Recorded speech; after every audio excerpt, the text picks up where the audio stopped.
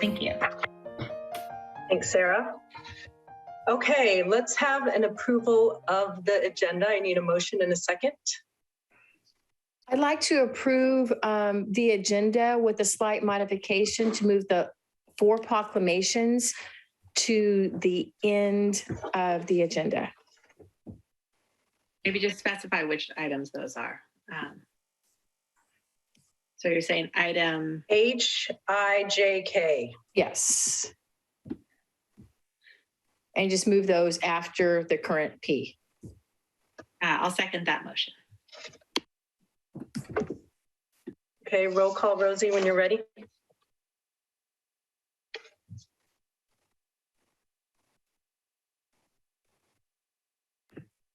Muted. Mary Beth, Aye.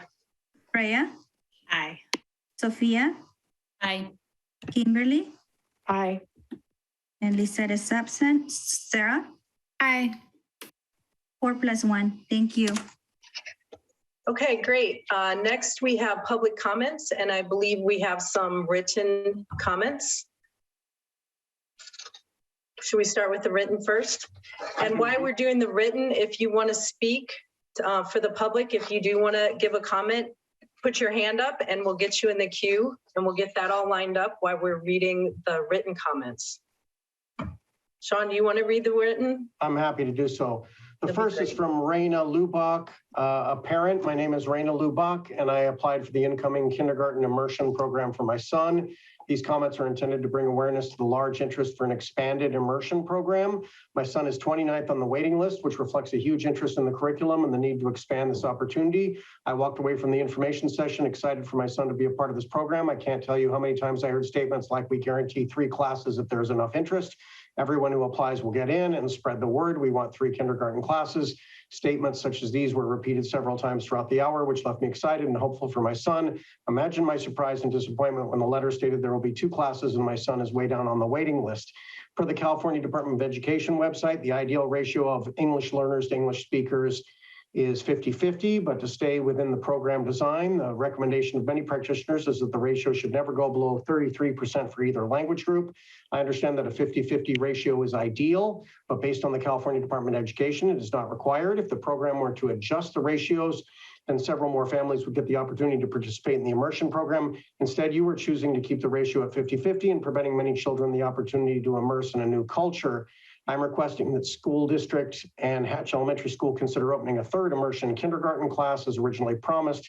Please give more children of the coast the opportunity to learn a new language, as well as all the benefits that come with becoming bilingual. Thank you for your consideration. The next comment is from Aisha Barrow, an incoming parent. My name is Aisha Barrow. I have an incoming kindergartner in the fall of 2022. She's on the wait list for the Spanish immersion program. I've long heard of the value of the program and I believe it. I am myself multilingual and global and want the same for my daughter. My parents do, many parents do. We have the number 2 spot on the wait list, so statistically our own chances of getting into the program are good. My outreach is a matter of giving as many kids as possible a chance at accessing the program while maintaining the high quality intent of the program. Upon finding out about the long wait list, primarily made of English speakers, I started putting feelers out there to see if we could recruit more native Spanish speakers and consider a 3rd class while maintaining an adequate balance of English to Spanish speakers, ideally 50-50, but if needs be 60-40, very worst case scenario.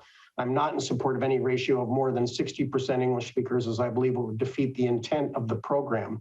In putting those feelers in the Latino community, I became aware that there are many misperceptions about the program, which made recruitment of additional Spanish native speakers particularly challenging. Additionally, I was not convinced that adequate staffing, teachers would be in place for a 3rd immersion class, so I paused my efforts, and I'm asking the school district to take the relay in reaching out to native English speakers, Spanish speakers, if the commitment is indeed there for that 3rd class. In the future, there is an opportunity for more proactive outreach and education in native Spanish speaking families. But for now, let's have an active discussion about giving an opportunity to more kids in the program this fall. The 3rd comment is from Kelly Northness, a parent to a TK child at Hatch, an applicant to Spanish immersion on the wait list. Please consider making changes to the required 50-50 ratio of English to Spanish speakers this year. There is momentum in the community and very high interest in the immersion program. With so many on the wait list, there are a lot of people feeling deflated and moving on to other options instead, including private schools instead of our community public school. Please consider making the ratio 60-40 this year so that we can have a chance to make a third class, bring families off the wait list, and encourage the positive momentum this program is making. Without forward progress, I'm afraid the program will have decreased interest in future years. Teaching our children Spanish and English fluently at an early age is the best gift we can offer, and it supports the strengthening of this bilingual community. Fourth is Kayla Picard Martinez, a parent. As a former alumni of this program and a current Hatch parent, I know the value the immersion program provides. I know a 60-40 split is a successful way to run the program, as we had similar numbers of that when I was in the program in 1994. I'm a bilingual speaker. English was my first language, and the value the immersion program has brought to my life is incredible.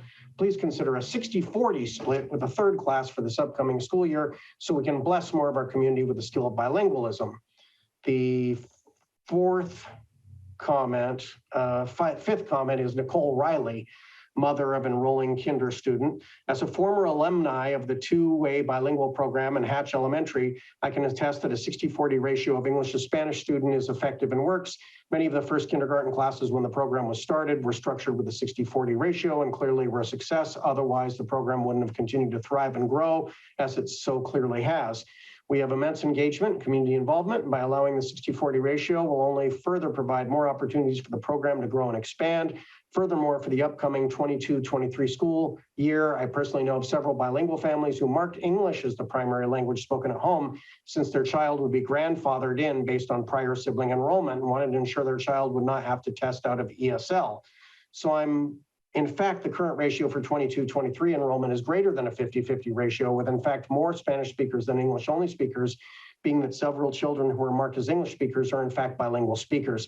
If we allowed these students to have properly marked bilingual on the forms, we would have had the numbers for a third kindergarten class. I think we should look at allowing any of these families to change their language status to Spanish, since there is no current option for bilingual, and waive the requirement for the child to test out of ESL. Furthermore, we need to provide this as an option on the future to allow students to be properly enrolled and provide more opportunities to more students. And the last comment, number 6, Erin Genovese. I'm a parent of a current TK student and incoming English-speaking kindergartner at Hatch that is currently on the wait list at number 25. I would like to advocate for a third immersion class and for at least a 60-40 ratio of English speakers to Spanish speakers.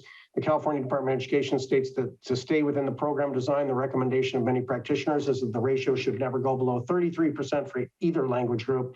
Even though a 67-33 ratio would provide an opportunity for every student that applied to participate in the immersion program, I'm simply advocating for a third class and a 60-40 ratio at this time.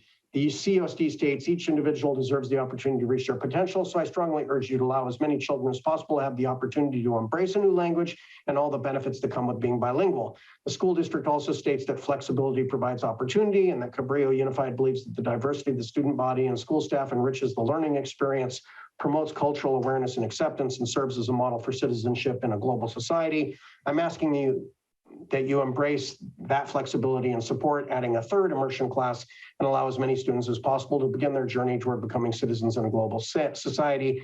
Thank you for your time. And that ends the written public comments tonight. Okay, thank you for that. Anyone from the public want to speak? Put your hand up and we'll bring you in.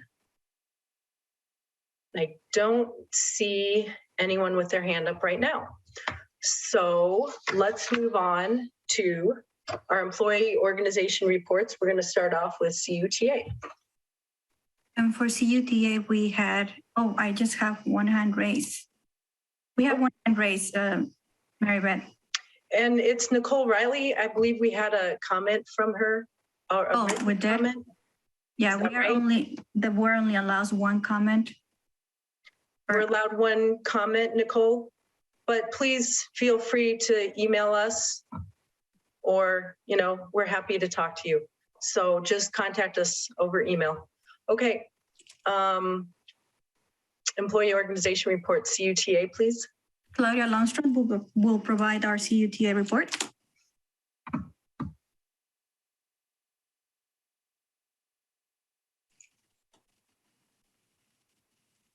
Good evening, everyone. Hello, I am watching my grandson, so that's the noise in the background you might hear. Cabrillo Unified Teachers Association is happy and relieved with the results of our latest round of bargaining with the district. Our proposed new contract takes us in the direction we need to go to help our district be as strong as possible. This past year, the lingering effects of the pandemic on academics and personal finances only added to the stress of another round of year-long bargaining. CUTA looks forward to the respect shown in this year's agreement for next year's bargaining. Let's all hope it will be efficient and mutually beneficial. Thank you, and congratulations to all of us for the contract. Thank you, Claudia. Okay, next we have CSDA, Stig.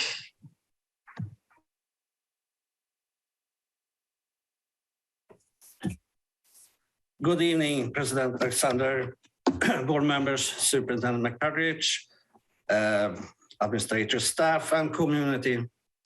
My name is Stig Lynn, and I'm the classified president for CSAA, who is about 120 support staff in our union today. CSAA are also glad to announce that we made an agreement with the district about our salaries pay back to 2001 and forward. And as always, we thank the district's negotiating team with Sean McPatridge in the charge of that.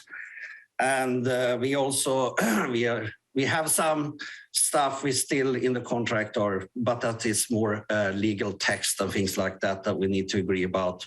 We're trying to I think CSA opened pretty much the whole contract this year to go over and correct old stuff has been there for years, and this was necessary to do. So we going to negotiate here in the end of the month, and we hope we have a result after that so we can close this contract.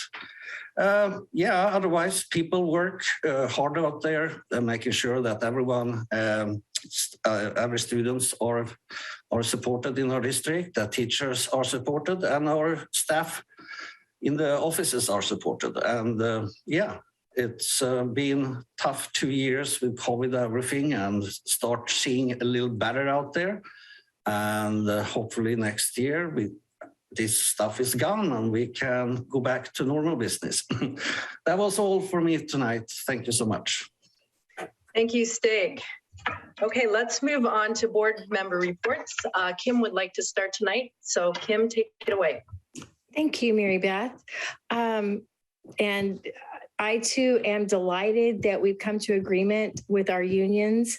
I know it's can feel like a long and drawn out process, and we don't always have the information early in the year to come to an agreement. So I'm really delighted that we have done so.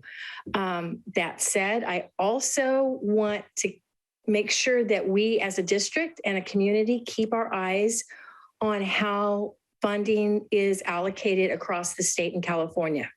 I've been spending some time doing a deep dive into understanding how the LCFF legislation works and trying to follow the money. And the reality is, even if there was a locality index and Bay Area districts got more money, there would be no impact to the rest of the state. The reality is the taxes are already raised here and we have them in our local counties. And what happens to this money? Well, the Education Revenue Augmentation Fund, those funds that don't get spent on education get redesignated as excess ERAF. Excess ERAF goes back to municipalities. So it gets used to pay off county employees' retirement funds and other things. I'm not saying they're not important things to be paid off, but they don't stay with education. If you're a Medicare provider in the Bay Area, you receive 25% more pay. If you receive a HUD voucher, it's significantly more in the Bay Area than it is in other places in the state. So it really will continue to be a parity issue if we don't pay attention to Sacramento and what happens across the state. Yes, we're at a point where we have more money than if we were on just LCFF as a basic aid district, but that's not always guaranteed. And if we raise the baseline for everyone, I do believe our district would benefit. If there's anyone in the community who would like to understand more, I'm happy to have coffee with you and share the details of what I've learned. Related to VAPA, I'm delighted that in our last VAPA meeting, we went through a draft aspirational plan and look forward to that being shared with the rest of the board. I'm really tickled with all the work that Dr. Bhatia has done with our school community. And really do look, while it is aspirational, there still will be tweaks and some heavy lifting to do to make sure we have sustainable programming to feed music in the middle school if we're going to have it sustained at the high school. So I look forward to those pieces continuing to be worked on. And with that said, I look forward to the rest of our meeting. Thank you very much. Thank you, Kim. Freya, would you like to go?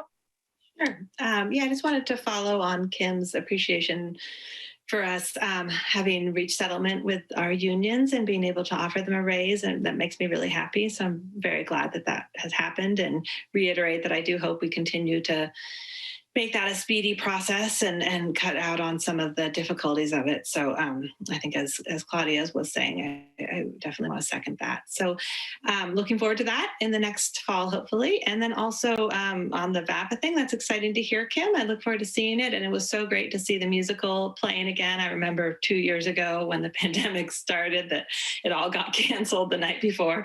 My daughter was in that one.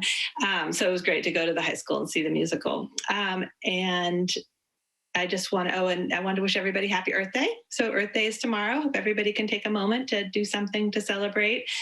Remember that Earth Day is every day. So hopefully everybody's taking those actions that they can. I just wanted to say an appreciation again to the high school students who have helped to lead our environmental committee, and the letter that we sent out to all the teachers, encouraging them to take some action, but also to let us know what they're doing so we can move towards a more coordinated and supportive way of getting environmental education into all of our classrooms, and also just knowing what everybody is doing, because I know that all of our teachers and staff and others are already doing so much, and implementing the recycling at the high school and moving to implement that in the other grades as well, and the other schools as well. So really excited that keeps moving forward, and appreciate Lizette and the students for taking on the leadership at the last meeting that I had to miss. So that's all. Hope everybody has a great Earth Day.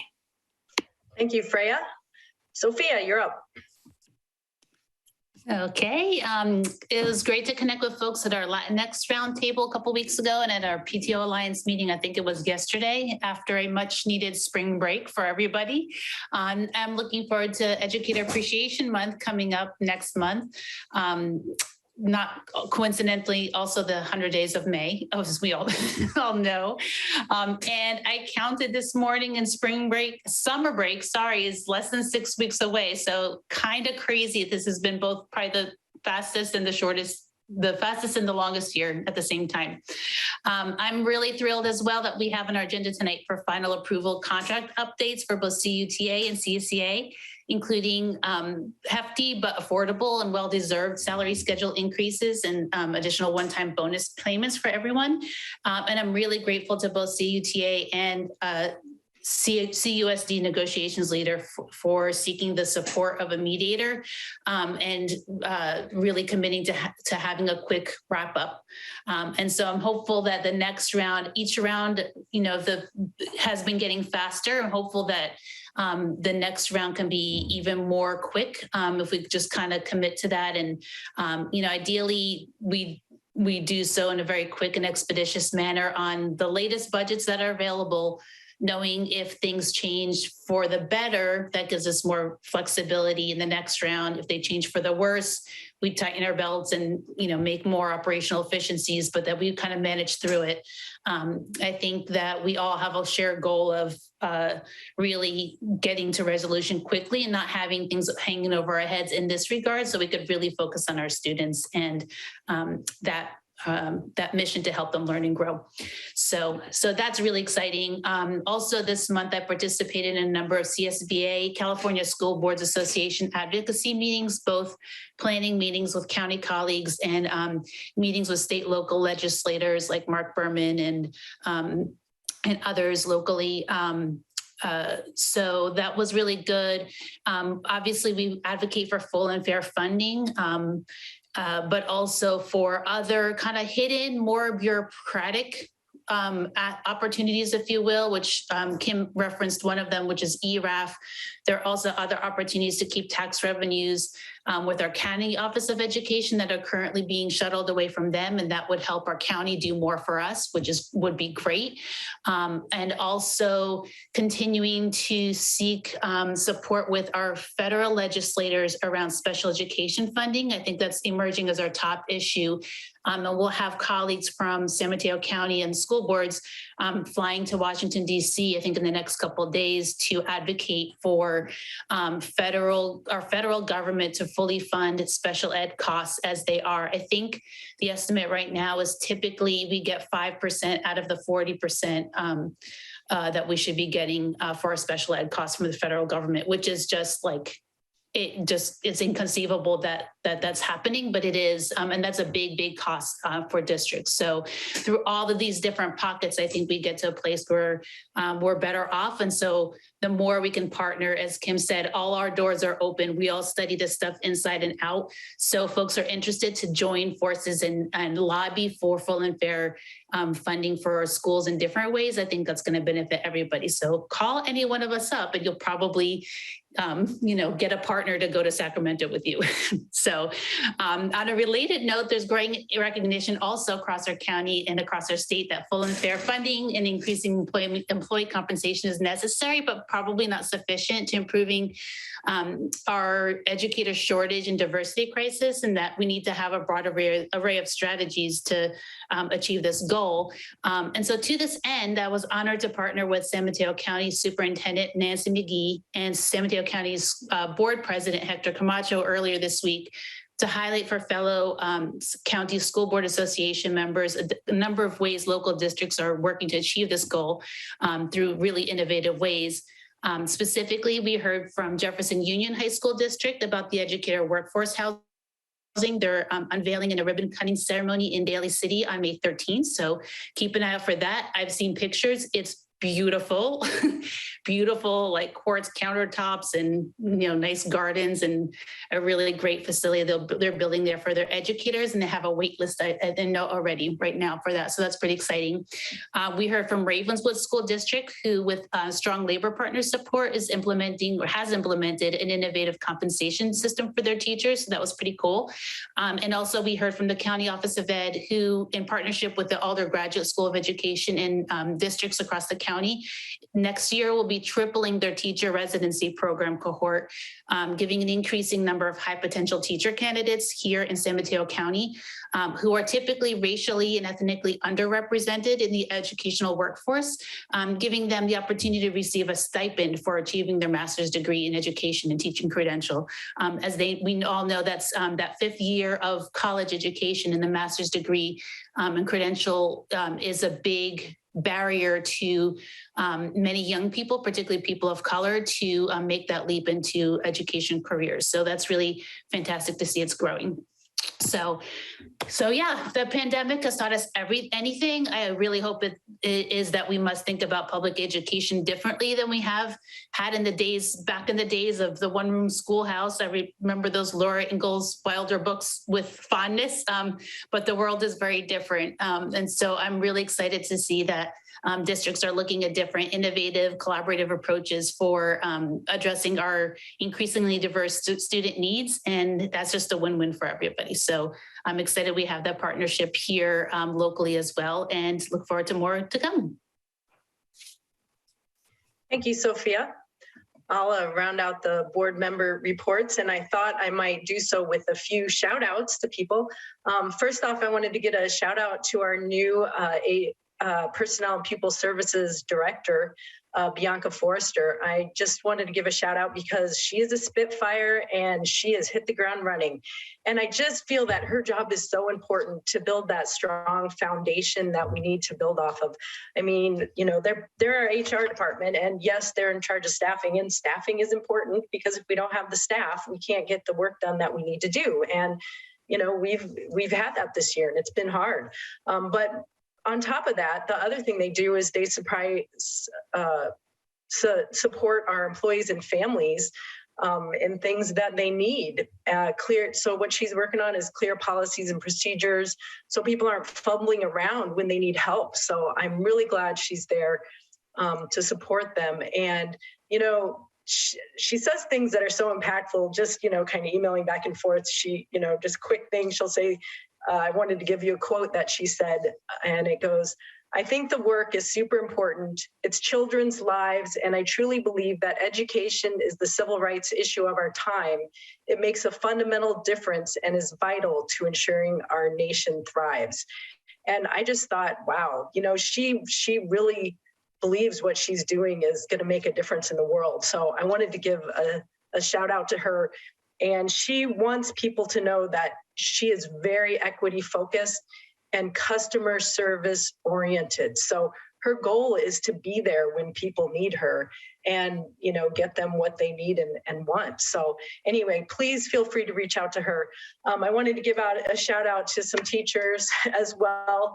One of them being Mr. Cox, Tom Cox. I hear about him all the time because my daughter loves him. I hear about him all the time. So I get lots of historical facts. She's all enthusiastic about his class because he's enthusiastic and engaging, and he makes learning fun for the kids. And I just really wanted to reach out and thank Mr. Cox for being a wonderful teacher because it's been a tough few years, and to see the enthusiasm that she's coming home with every day is great. So I always say, what happened today in Mr. Cox's class? So thank you, Mr. Cox.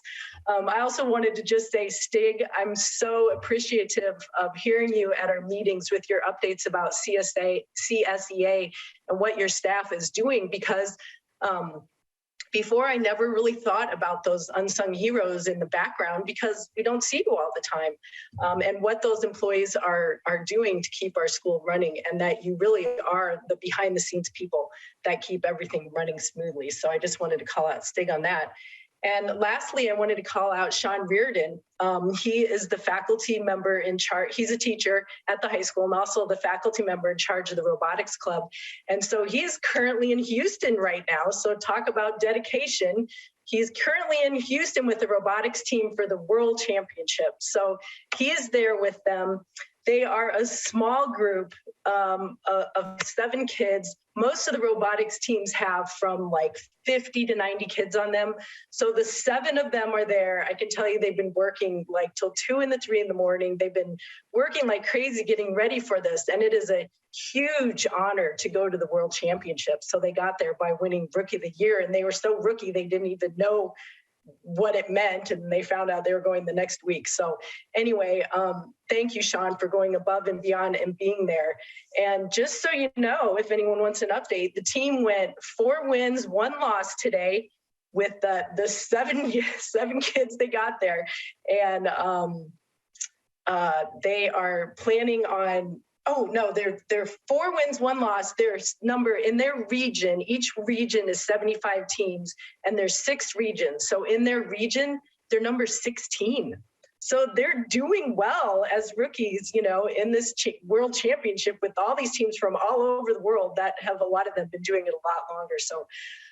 So they're doing really well. And this kind of brings to mind for me, you know, this example of being the underdog isn't really a new one for the coast side. You know, we have lots of examples of us being the underdogs and fighting to make it to the top. And I think we're fighters, and our districts are fighters. And, you know, we're underfunded compared to districts over the hill. And it's hard to compete with their salaries, you know, when there's less money coming in. You know, don't get me started on structural racism, but that's a whole nother story. But we take a beating. We take a beating, and we're still recovering from a fiscal crisis, and we're ramping up as our funding structure changes. So I'm glad we were able to come to an agreement with our union, and I'm happy we got there. We're offering much better salaries where we were than a few years ago, along with more programs and services, but we aren't there yet by any stretch of the imagination. Like, we still have a long way to go, and I feel like we're the underdogs, but we're rising up, just like our small but mighty robotics team is doing now. So I hope to keep the momentum going and continue along this track, because I really feel like a lot of stuff is in place now, and I really see the growth really starting to happen and to continue to accelerate over the next few coming years. So looking forward to it. That's all I have. We will move on to Sarah. Whenever you're ready, if you could give your student board member report. Sure. Yeah. Fairlawn's PTO hosted our first ever outdoor movie night in conjunction with our silent auction fundraiser. It was a magical evening, and we're looking forward to hosting more movie nights in the future. This Friday, students will visit our newly revitalized outdoor classroom space in order to participate in an art activity and to plant seeds in our grade level garden beds. This spring, students are thrilled to be participating in off-site field trips to such sites as the Heel Farm, Elkis Ranch, Santa Cruz Mission, and even Alcatraz. Staff are wrapping up discussions with Studio W architects, as well as preparing for modernization at Fairlawn View campus. Looking forward to some much needed updates at our school. Hatch had an amazing last few weeks. Field trips and many activities have returned to our campus. We were able to host our Oceans Week, which featured a number of activities, workshops, and presentations. During our Oceans Week, we hosted our annual jogathon. The experience was wonderful. We had high energy music playing across our jogging course, while parents and community members came to campus to cheer on our Hatchies. We celebrated our amazing blue team during Crossing Guard Appreciation Week. Our students expressed their gratitude in various ways all throughout the week. And during spring break, there were important updates to our parking lot. We are looking forward to a readathon in the upcoming weeks, and our 3rd through 5th grade students are preparing for CASP testing. Kings Mountain had an amazing BMX bike safety with cool tricks presentation sponsored by Safe Routes to School and our outdoor tick assembly with mosquito abatement coming soon. We held our first newcomer open house on April 2nd, and we're getting ready for CASP testing coming soon. Kings Mountain has planned a May 19th on-site open house to host school site council elections, and we are actively involved in COSIDE Gives efforts as well as staff and administrative appreciation efforts. Cunha celebrated our outstanding Cubs with a pizza luncheon, as well as our most recent students who were reclassified from English learners to fluent English proficient, which means they will no longer need special English language development classes. CUNY students are practicing for the first CASP testing in 3 years, and the testing week will end with the final outdoor CUNY dance of the year. Half Moon Bay High School students are very excited to participate in our first prom in 3 years. It will be held this weekend in Santa Cruz. There will be an on-campus job fair next Friday during lunchtime in the quad. Many businesses from the community will be there for our students to learn more about the business and how they can apply. Many of our students are gearing up for the upcoming advanced placement exams, too. Pillarcitos High School, we had one student complete the dental assisting program in partnership with Sonrisas in La Costa Adult School. We also had 2 students finish their graduation requirements early. From La Costa, we are in the process of getting students post-tested and registered for the fall semester. Students should have 40 to 70 plus hours of instruction between their pre-test at the beginning of the school year and the post-test at the end of the school year. Our dental assisting pilot program, which was a huge success.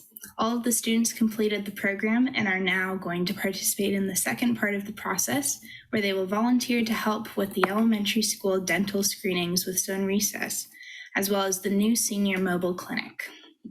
Finally, we need several ESL teachers for our 2022-23 school year, so please contact us if you are interested in joining the team.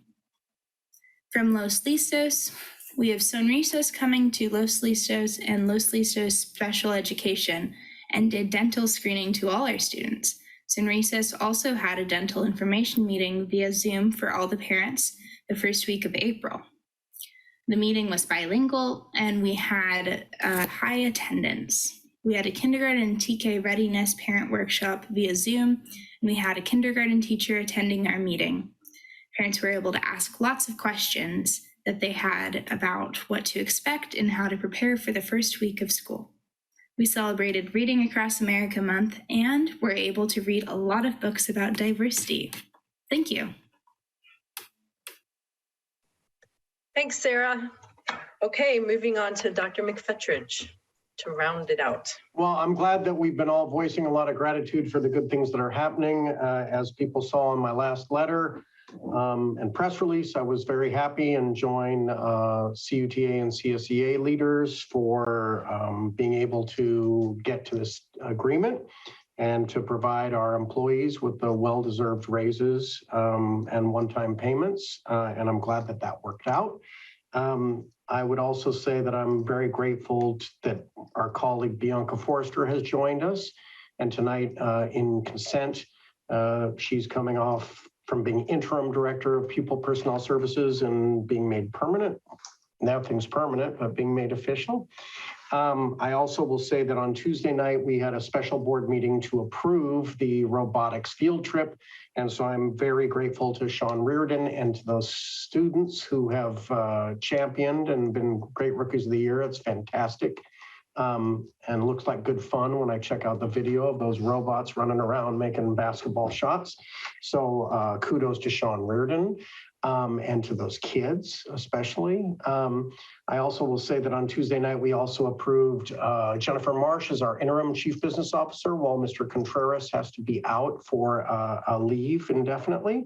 And we look forward to him coming back, but Jennifer Marsh will be a fantastic interim CBO, his number 2 person, and been working with the district a long time. And we also approved, the board approved our new director of La Costa Adult School, Andrew Drew Gamet, who has a wealth of experience in this regard. So I'm very pleased about that. I'm also very grateful, you saw my good newsletter, the fact that I went to the show was fantastic. A Little Shop of Horrors at the high school was wonderful. The music was wonderful. The singing was wonderful. The dancing was wonderful. I particularly liked well, anyway, I won't go into it. It was hilarious. I will say, so Tom Galvin and all the folks who participated in the musical and the kids who starred in it, fantastic. I will also say that we also shouted out and gave a shout out to Kurt Murray and the science students, and that's the first item. So with no further ado, we've got a lot of good news. I'm glad we're on uptick to close the school year, and let's move along. Thank you. Okay, let's move on to our consent agenda. We have 8 items on that tonight. If you do have a comment on the consent agenda, could you please raise your hand? And when we get to the public comments, then your hand will already be up. So work on that while we do a motion in a second, please. How about I motion to approve? Let's get a second. Thank you, Mary Beth. Second. Thank you, Kimberly. Okay, now we'll take any public comments. So if you have public comments on a consent agenda item, please raise your hand now. I do not see any. Board discussion. Anyone have any discussion on this? Nope. Okay, let's do a roll call. Please, Rosie. Mary Beth, Aye. Freya, Aye. Sophia, Aye. Kimberly, Aye. Sarah, Aye. And Lisette is absent. That's 4+1. Thank you. Thanks, Rosie. Okay, let's move on to general business. We get to do a fun thing now. We have student recognition.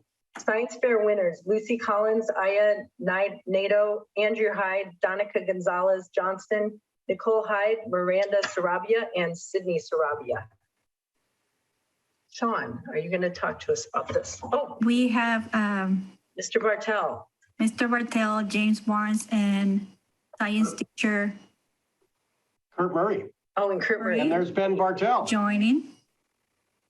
How we doing, everybody?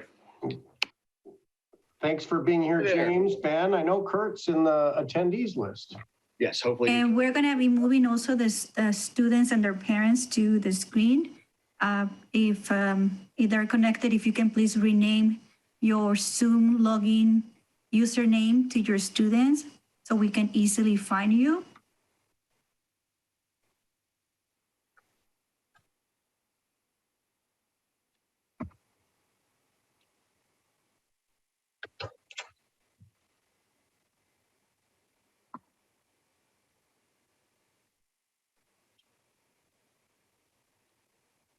While Rosie's doing that, I just want to tell the students and Mr. Murray that it was fantastic to see the names of these projects, and we have certificates that the board president has signed and that I've signed for you. But Mr. Murray and you should all be very proud for your inquiry questions. You did fantastic work and were recognized at a greater percentage than I think any other school in the county. So congratulations to you all. So if you don't mind, I'll read a little bit of what these guys did to earn their honors. And as you said, Dr. McFetridge, CUNY represented nearly 26% of all the top judged science fair projects in the county. So once again, our district is small but powerful, like with the robotics club. So Aya got an honorable mention for her project, My Dog Hates Me, But I Counted Bacteria. And Danica, who I think is not here tonight, earned an honorable mention for her project, Humans Outside the Earth. Miranda and Sydney Sarabia earned an honorable mention for their project, Misconception or Truth, Does the Type of Bat Affect the Distance a Ball is Hit? Good question. Lucy Collins, who's here tonight, placed second at the County Science Fair for her project, Do You Recall? Nicole Hyde placed second as well for her project, What Materials Are the Best Insulators? And Andrew Hyde placed first at the county fair for his project, How Pure is Public Drinking Fountain Water? And that qualified him for the state science fair as well. And looking forward to seeing how he does in that competition. So congratulations, all you guys. Incredibly well done. Mr. Murray, maybe you could make some comments. You saw and judged these projects. What do you guys say about them? Well, I could go on for a long time, but I know these school board meetings sometimes go to midnight, so I will do my best to be brief. I just want to thank not only the students who are here, but everyone who participated. It's an honor to work with all of you. You make me proud every day. Not just for science fair, but all the work that you do. And then I think we should give a shout out as well to the staff at our school, our other science teachers, our fabulous counselors who really help us get not only awesome projects turned in, but having almost every single 8th grader turn in a project. So I'm really appreciative of that. So thanks to the kids who showed up tonight. I really appreciate it. And I talked to a few others. They are all out doing wonderful things, like they're at rehearsal and at a track and field meet. So they are busy, but thanks to those who came. Congratulations, all of you. We're very, very proud, all of us. Thank you. Guys. Congratulations. And it's so good to see your faces. We don't get to see you very often at board meetings. So I think everybody should turn on their microphones and we should all give them a woohoo. Woohoo! Way to go. And thanks for coming. We really appreciate seeing you here, and we're happy to hear about all the great work you did. And it sounds like you did some really interesting things. So congratulations. Keep sciencing. And thank you, Mr. Murray, for your years of doing this. You're like getting better and better every year. Right on. You guys, the students have made you proud. All right. Good. Fun. It's fun to see the students, and they did a great job. So great. And thanks for coming. Okay, we are moving on now to a presentation. We have the Cunha Intermediate School site presentation. So we'll just leave you Cunha principals up there. All right. Well, thank you, President Alexander, board members, Dr. McFetridge, all the district staff and the community out there. Here comes the slideshow. There we go. So for Cunha Intermediate School, I want to give you a rundown of what we're all about. So we can have the next slide, please. So Cunha's Intermediate School's mission is to meet the individual academic needs of each student, prepare them academically and socially for the transition into high school. We strive to create an atmosphere where our students are safe, responsible, positive, and respectful.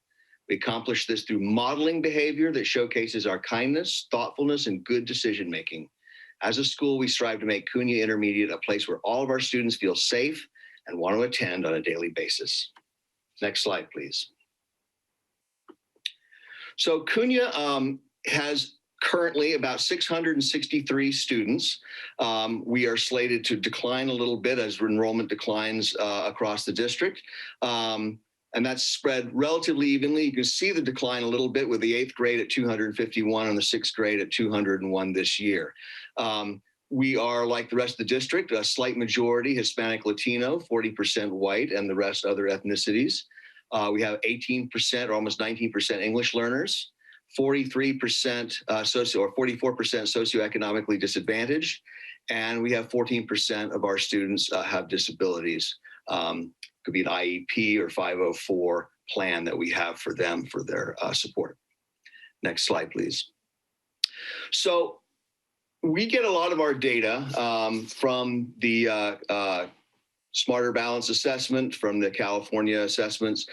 We haven't had any data since the 2018-19 school year because we went out for the pandemic just before testing in 2020, and we didn't have any last year. And so here we are in 2022, about to have our CAS testing. So all this data is that old at this point. So if you look at some of our scores in ELA and math, we were not super thrilled with some of the trends back in 2019. You can see we have declining scores in English and math for Hispanic Latino students, for white students, for English learners, maintaining a little bit in ELA for English learners, which is excellent. It's a slight decline, but it counts as maintaining. Socioeconomic disadvantage, there are declines all around, except in our students with disabilities. So these are students with IEPs or 504 plans. They all increased. And I want you to pay attention to that. We're going to come around to it later. The increase in the students with disabilities scores on English and math on the California state tests. Next slide, please. Okay, I think Mr. Bartel is going to discuss this piece. Yep. All right. Hello, everyone. So what you're looking at here is some of our suspension data. So the main thing I want to look at here is the decline in our suspension data. We were at a suspension rate in 2019 of nearly 9%. As you can see there, that's a staggering number. So one of the things I want to look at now is our current suspension rate. So our current suspension rate as of April 4th is down to 3.16%, which I think is wonderful. Obviously, keeping students inside the classroom as much as possible is our goal. And I'm going to talk a little bit later about some of the reasons why this trend. But next slide, please. Okay, a lot of what we do at Cunha is enriching the students beyond the academics in the classroom. We have a strong elective program. Some of our classes, the students go through in 6th grade through the wheel, quarterly rotations in 7th grade, semester rotations in 8th grade. And so our students have the opportunities to take a number of these different courses and get different samples of them. So for instance, one of our new programs is we got grant money from the Career Technical Education Strong Workforce middle school grant that helps support our STEAM class, technology class, our ecology class that runs gardening and composting and all kinds of fascinating things. The kids love that. Our shop class has benefited as well. So we have a wood shop class. We also have a very popular sixth grade class, our bicycle class. Mr. Monica teaches that, and the kids repair, build, learn how to keep their bicycles in good order. And then in terms of visual and performing arts, VAPA, we of course have our two band classes. We have a drama classes. We did lose an art teacher just before the pandemic, and we are bringing art back to our school for next year. We have social emotional learning classes. This is a major piece that we wanted to build in during the remote learning and following it due to the difficulties for all of us in weathering this pandemic. So we have two wellness classes for 7th and 8th grade and a class called Cubs Connect for 8th grade. These are all about supporting students in their physical and mental health. And we, of course, we also have AVID. We have 3 grade levels of advancement by individual determination classes that are designed to help students and families who have not been to college. The idea is these students would gain extra support so that they would be eligible for 4-year colleges when they graduate from high school. Next slide, please. And one of the centerpieces of our activities is our leadership class, which engages in all kinds of things, spirit activities. We had a major spirit week a couple weeks in March before we went out for the spring break. Class competitions, athletic events. We have music every Friday out at lunchtime. The students put together the dances. We were just talking about the end of the year awards show that they do, talent show and awards. It's a lot of fun, and it's a class that our kids take in 8th grade, and it's a huge piece that really brings out the fun and the life of the school. Next slide, please. Okay, so one of the things that all of our schools have to do is create a single plan for student achievement. We have 4 goals there. The first goal is supporting students who are at promise, English language learners, and socioeconomic disadvantaged students, as well as students who are neither supported by, for instance, an IEP, a special ed class, or an ELD class, but who are below grade level in literacy and math. And we've recreated Math Plus this year to help students, and we expanded that due to learning loss, but usually it's supposed to be and will return to be a very targeted intervention class. And Literacy Lab, which does the same thing for students that are below grade level in literacy and don't have other support. And a very, very important person in our school, currently Erin O'Connor Brown has been doing a fantastic job as our academic dean, who supports our at-promise students and in reclassification of English language learners. Next slide, please. Our second goal is support students for disabilities. Now, I asked you to remember the increase in scores for students with disabilities back in 2019. As a result of the lower scores we'd had before in 2017 and 2018, the state has placed us in a status called additional targeted support and improvement that requires that we target resources and attempt to bring up the disparity in students with disabilities scores. To do that, you need 3 years of improvement, and then you are released from at-sea status. Well, we had 1 year of improvement in 2019, and then we've been in limbo ever since because we haven't had any scores for the last 2 years. So we are hoping that our students will do well this year. Of course, we're concerned because they've come from 2 years of pandemic, but we'll do our best to do that to try to bring our scores up and be able to move out of that status. So that's something that will stay in our SIPSA. Next slide, please.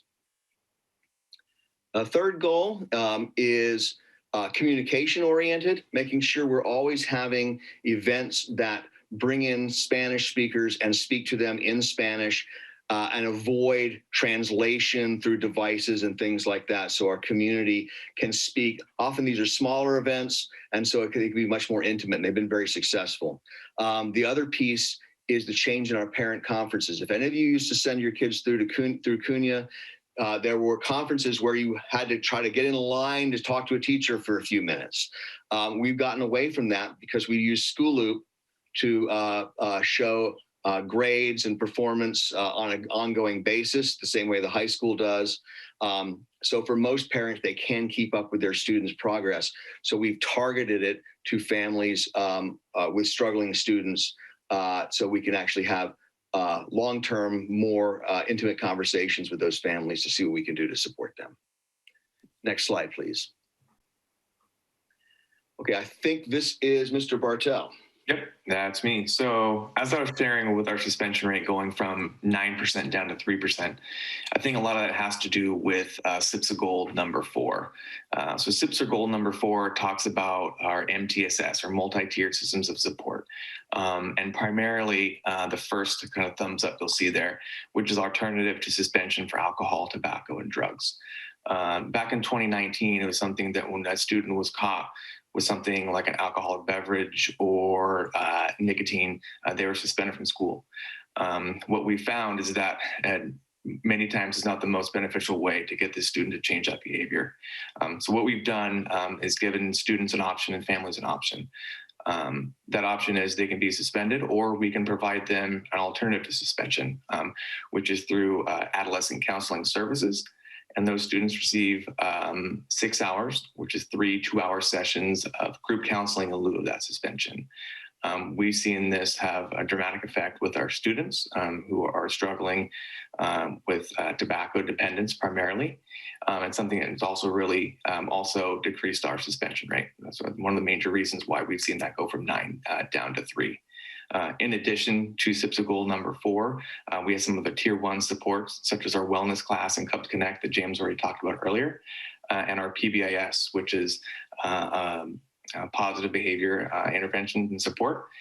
So doing things like conflict resolutions, doing things like restorative practices with students, being preemptive when we can as far as working with our counseling department and finding out when things are happening. We can be preemptive with things and call kids in to make sure that we can reach them before things escalate, and doing the best we can to make sure the kids are in the classroom as much as physically possible. Next slide. All right, so this is also a little bit more about our PBIS and behavior. And one of the things we really found, especially coming back from the pandemic, is making sure that we are abundantly clear with what our school-wide expectations are, and what do we want our kids to do and what we want to see out of our students. So we want our students to be respectful, to be responsible, to be safe, and to be positive. So that's a little bit about our PBIS matrix. We've changed that, like I said before, for this school year, really to deal with many of the things we were seeing post-pandemic. We've held staff PD on PBIS, and we've also really changed our rules quite a bit to making sure it's very explicit, to be clear with what we want our students to do, what we want to see when they're on campus, to make sure that everyone's clear and that we're consistent, number one, that from class to class and from room to room, that we're consistent with what we want to see and our expectations of our students. Next slide, please.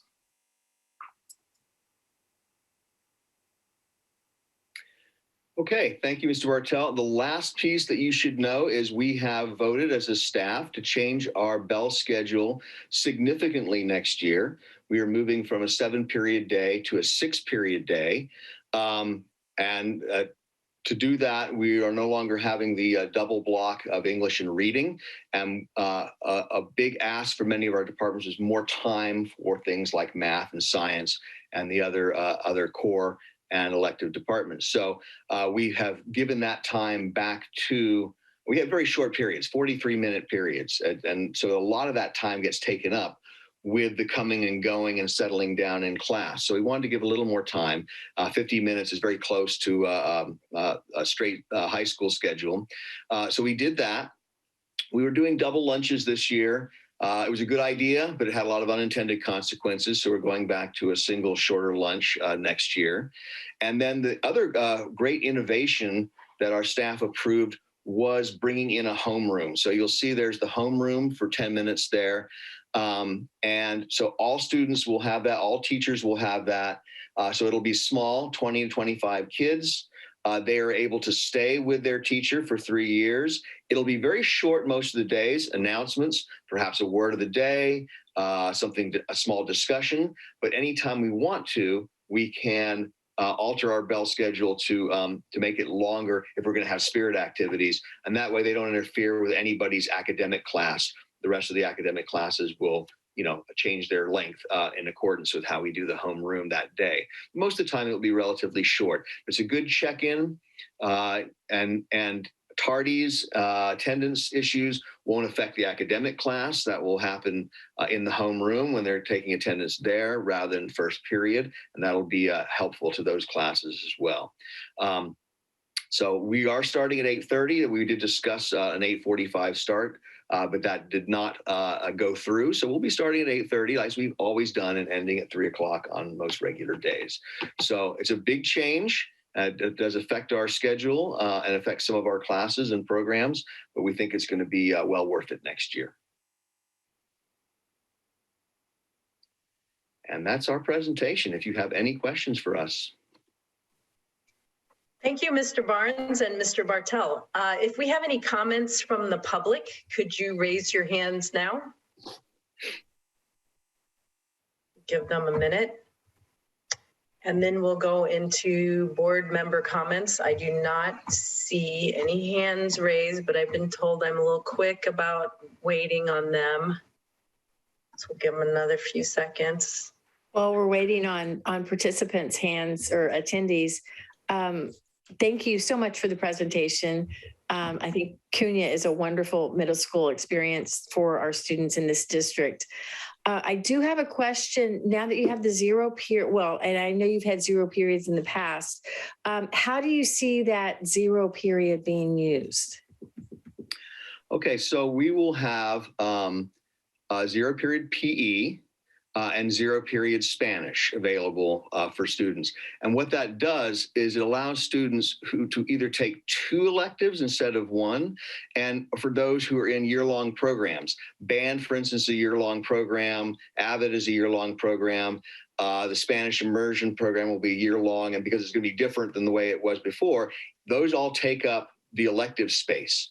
So a student who wants to take, maybe they've been in band, but they also want to do leadership, or they want to take, STEAM or something like that.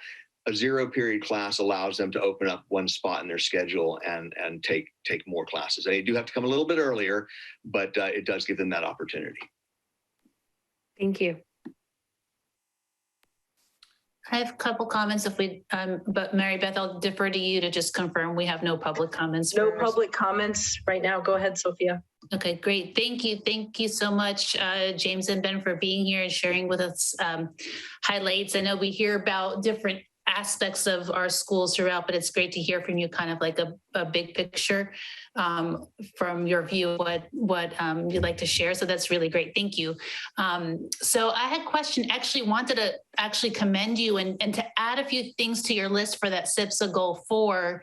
I think those tier 1 supports across the board are so super important. And I just want to comment that I think that your change in master schedule, actually, I would see it as a tier 1 support also for the reasons that that you described, James, in terms of that homeroom piece, all those benefits that you described, as well as the fewer numbers of classes and fewer transitions. I see that as a really important tier 1 support for our students that you're putting in place. I just want to commend you and thank you for that.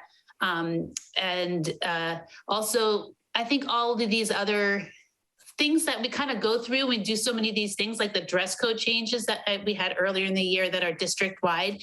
I think those kinds of things also help us really focus on the most important things for our students, which is not so much what they're wearing, but more what they're learning. So I know that was a district-wide thing, so it probably doesn't officially belong there, but as much as we can think of these kind of broad tier 1 things, I think that's That's really fantastic. And the setting the expectations of the PBIS is good too.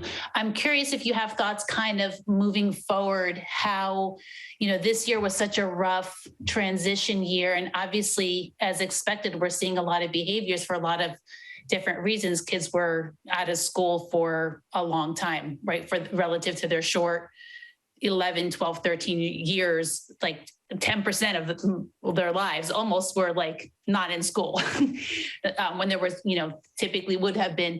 What are your thoughts on continuing to improve like school climate and school culture in terms of just the less the hard aspects and more like kind of the soft aspects of students feeling safe emotionally and, feeling really warm and welcome there and, with all their bumps and warts, because we know they have a lot of them, especially in middle school, literal and figurative. Absolutely. Like one of the things we did this year, and I probably should have put it in here, I didn't think about it at the time, was just as an example, our chill room. So we took a bare conference room and turned it into this, our counselors did this. They turned it into this lovely space with cushions and couches and hangings and low lights. And many of our students who are experiencing difficulties of one kind or another can just come there and take that kind of pause and breather until they feel strong enough to go back out there again. Because the social world in a middle school is pretty intense. And, some of the things our teachers say is like, our 8th graders, they're like 6th graders in the sense that, they've lost that socialization for a while. And so on the one hand, in terms of our rules and expectations, yes, they need to be sort of explicitly taught. They don't mean to be bad or anything, but they just don't know how to do things. And so making clarity there, but also supporting them, they need to learn how to play together. And so all the activities, just bringing that back as much as possible, having the dances, not canceling them, but having them outdoors, whatever we need to do to get them socially interacting with each other again, learning how that give and take and supporting that with activities, play, fun, and just making sure that they're staying safe. And then when there are conflicts, the conflict resolution is just huge part of it. We spend a lot of time not giving kids punishments, but talking them through resolving their own issues. Yeah, no, I agree 100%, James. And one thing I wanted to bring up, and I also just realized as well, is, the expectations are one thing, and making sure we're clear with what do we want to see out of our students is one thing. But also, like you were saying, doing the fun things, when we had the staff student basketball game last week and bringing all those things back we weren't able to do, having the Cub Compliment raffle and getting community engagement. This community is so welcoming with all the things they provided us as far as donations and, making sure the kids, they understand, what the rules are going to be, but that there's positives to that too. And we have fun as well. So it's middle school. You got to have fun. I also kind of, as you guys are talking, thinking about, it's always letting you think of, and there's another thing.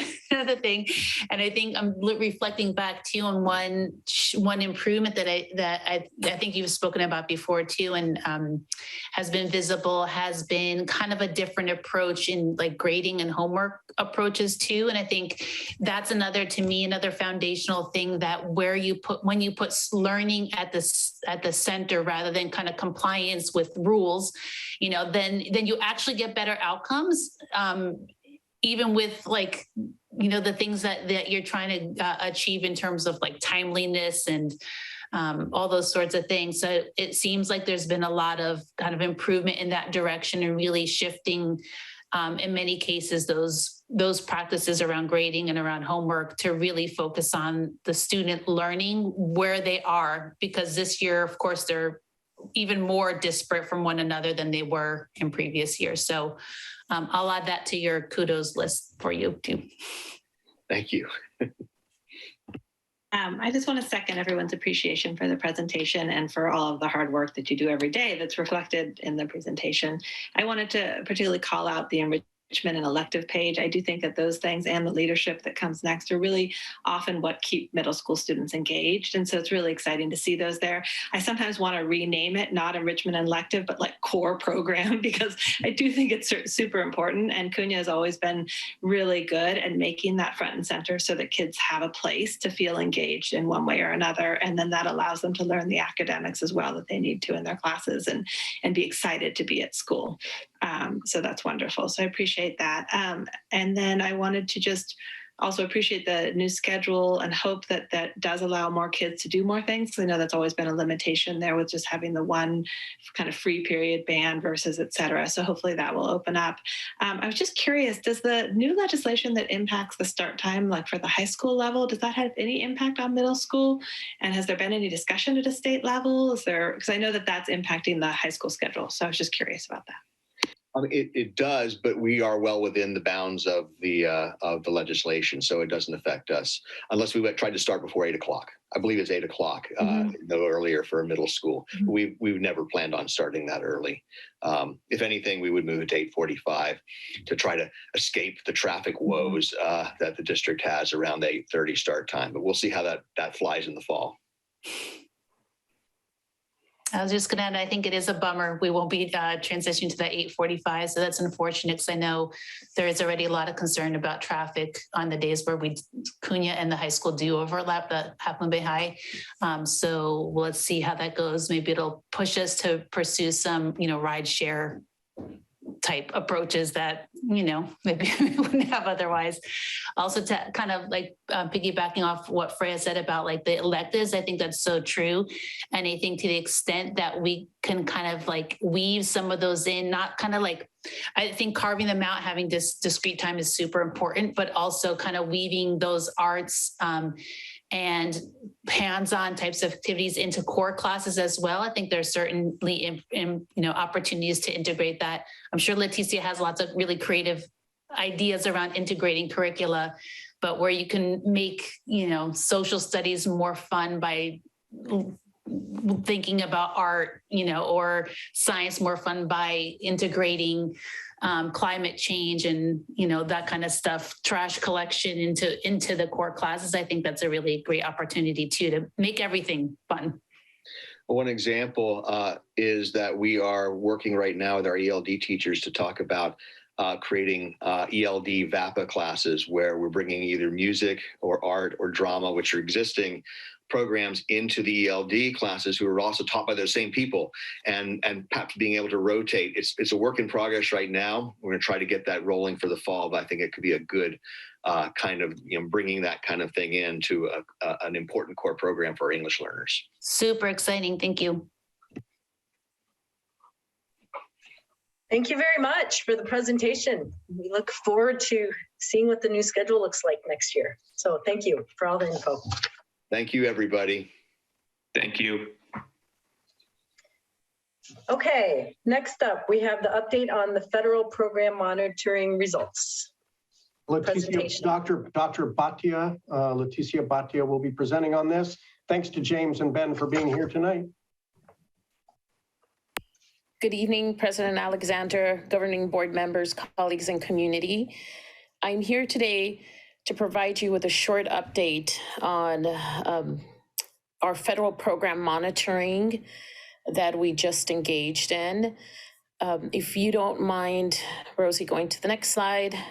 This next slide will give you an overview of what exactly is federal program monitoring. The acronym is FPM. So I always said, like, all of our district and our secondary sites in adult school were FPMing actually starting October.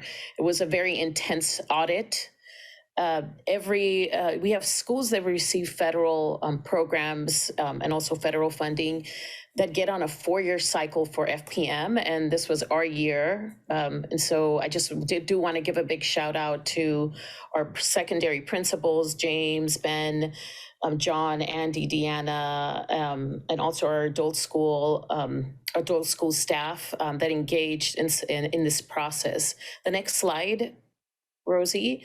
So basically for CUSD this year, we were selected to audit 7 federal programs: adjusted cohort graduation rate, adult ed, compensatory education, EL, PE, our student support and academic enrichment grant, and school support and improvement. The next slide, Rosie. So here, typically a district, an average number of findings in a district is anywhere between 1 to 10. We did have a total of 5 findings in FPM in 3 different federal programs. This is adult education, 1 finding in the financial accountability piece. In compensatory education, we had 2 findings at Half Moon Bay High School for the school site council composition and site evaluation of program effectiveness. And lastly, in PE, we also had 2 findings that were around pupil exemptions. So if you go to the next couple of slides, I'll talk a little bit about the adult ed finding. And basically here on this slide, there were 2 federal financial pots of funding that were basically blended, and FPM has asked us to group that one big pot into the 2 different purposes of funding. Although we can't really go back 3 years, I know that our teams have gone back this last year, 2021, 2022, and have taken a look at all of the time cards that should have been basically used. We needed to use 2 different fiscal budget strings. And so our FPM reviewers will be accepting that. And I know that right now, Matt Litton and our adult ed team, along with our business department, is working to address this finding in 45 days from closing. And then the next slide, Rosie, is our physical education findings at Half Moon Bay High School.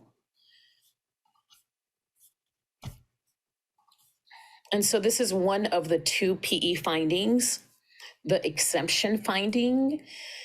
And the first finding was basically around the board policy that we brought to you last board meeting, where we previously had the exemptions for PE.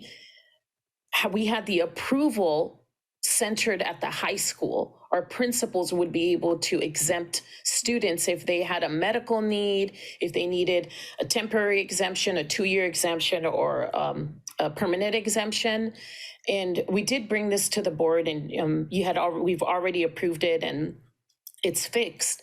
But the law around PE exemptions states that only two bodies of people can approve exemptions. That is the governing board of a school district or the county office of education. And so we have addressed this policy finding. Also, here are some of the evidence that will have us clear this exemption for PE. We have already conducted multiple meetings with our high school team, and our high school is conducting meetings with the PE staff. They do want us to upload meeting agendas and minutes.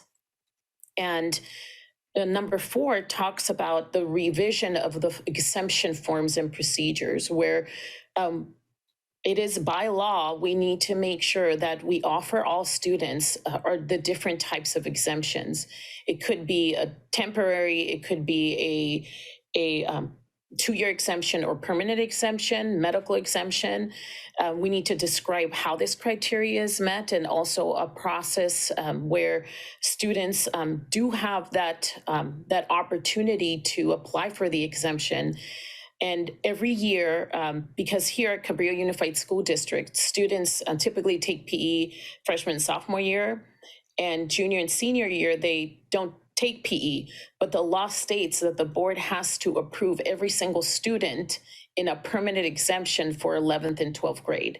So in August, you are going to see us come back to you with a list of all our 11th and 12th graders to be approved for exemption of PE in 11th and 12th, because the law states that all students 9 through 12th should take PE.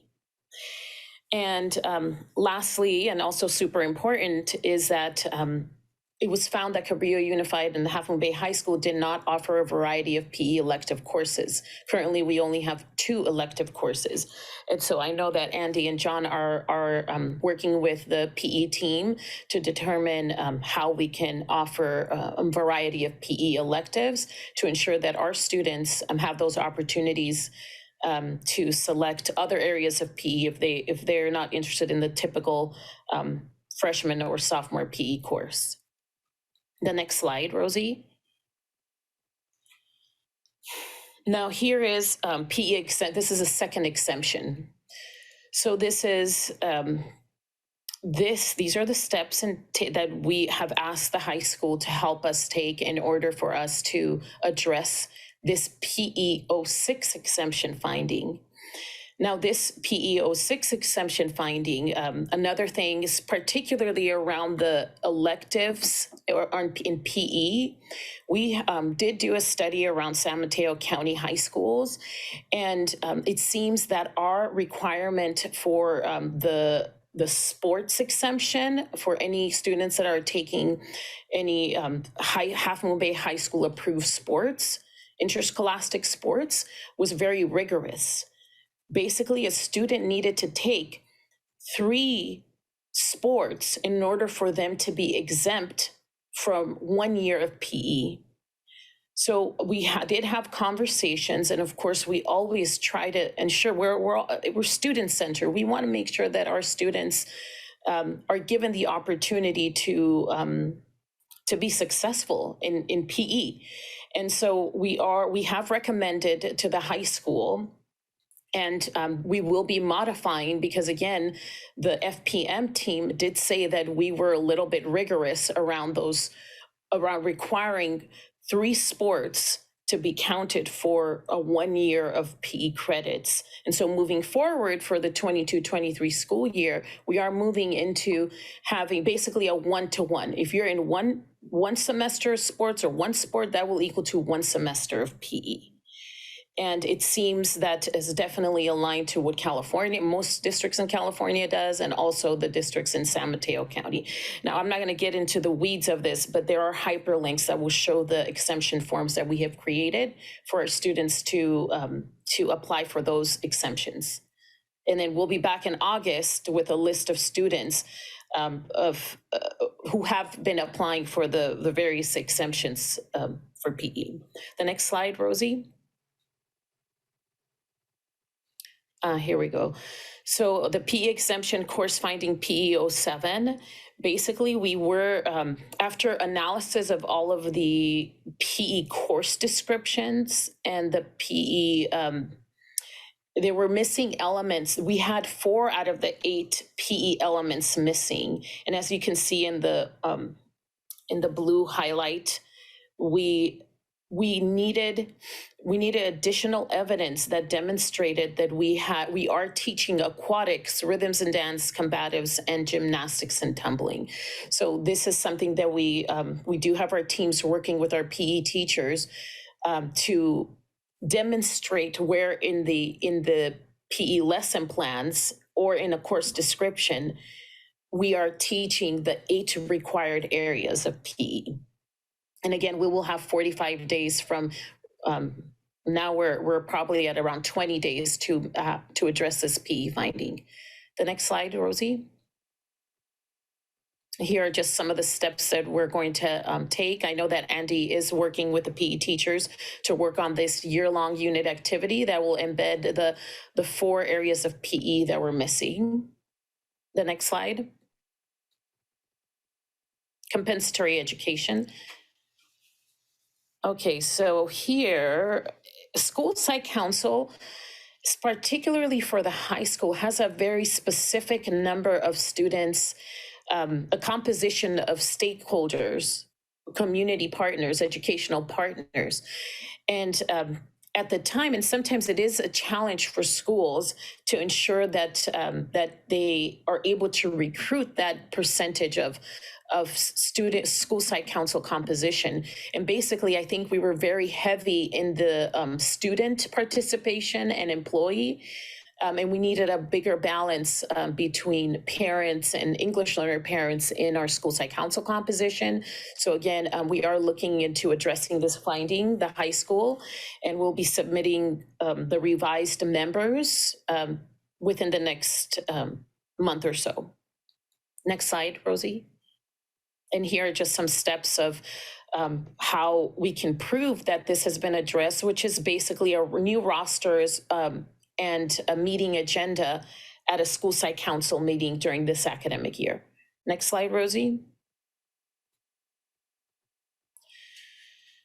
The next area, the compensatory education 19, similar to the local control accountability plan, where we come to you and we come to the public to present our metrics and where we are.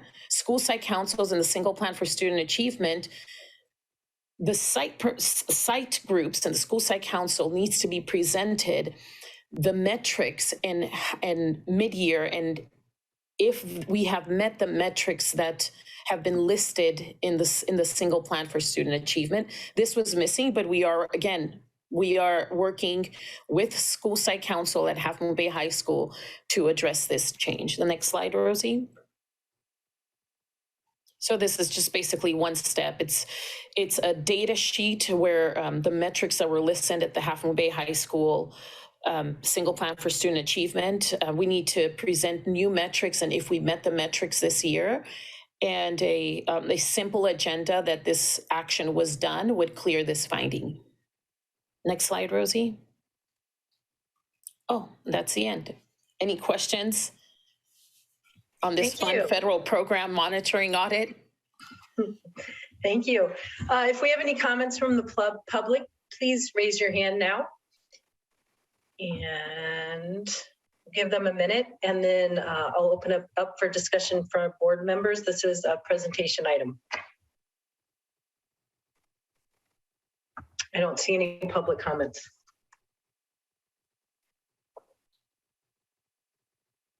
Thank you, Leticia. Anyone? Oh, Sophia has something. I just want to thank you, Leticia, for showing this to us, sharing this with us and the public. And thank you to all who are involved in this audit. I know these audits are never fun. And we had a number of findings, but seems within the reasonable range, particularly I will add for this year, which again was unprecedented in many ways. So thank you. I actually think it's pretty reasonably good number of results and nature of results that we had. I wanted to say a comment for the PE piece, because I know that the findings were kind of complex and a lot of them are really, I'm going to say bureaucratic kind of pieces, that as we roll this out to families, I think it's really important that we communicate it in as clear and a succinct way as possible, so as not to cause more confusion than there has been around this piece. So I would recommend considering even pulling in a couple of parents from either from the site council or PTO or parents that have been involved in this at the high school previously to kind of like maybe even pressure test before things get rolled out, because there's nothing like a little user testing up front that can help avoid a lot of confusion with the masses later on. So because there's actually quite a number of changes, I think that will result from this. So that would be my recommendation, is just pull in, get some feedback from parents in terms of how things are received. Glancing at that form, to me, it seemed I got confused by it, the exemption form. Again, because I know we're trying to mirror a lot of CDE language around permanent 2-year temporary exemptions, but like most families, it's just an extra layer of distraction. So that's all I want to just add to that. But otherwise, thank you for sharing, and looks like you're on it. It was, I would have to say, more than 1,000 documents that were collected, and our Half Moon Bay High School team, it overlapped like a Venn diagram. The WAS got it with FPM. It was a very stressful last month for the teams, but we did it. And again, we were kind of average of their 1 to 10. So that's success in itself, I feel, and there's always room for improvement. But definitely these findings are not big findings. And I do anticipate that in 45 days we will address and particularly the PE and the electives and the small changes that came out of this, again, will really support our students in this, in allowing them to access different PE classes and get credit for that. So just to confirm my understanding, then, are we going to be implementing the new exemption criteria for the fall, as well as new PE elective courses that students can take to fulfill their 9th or 10th grade requirements as well? Yes, that's where, I mean, the law's telling us that we should have done that last year, but yes, Fantastic. next year. We have to do this next year. I do have to say, though, that the PE exemption for 11th and 12th, it's the counselors that will complete the form for our students, because the permanent exemption of 11th and 12th grade, that's going to be, and we'll just mass approve it in August. But yes, I appreciate your suggestion. I'll communicate to the high school about that to ensure that we work with parents so that they understand the changes in some of these the PE findings, particularly the one around interscholastic sports.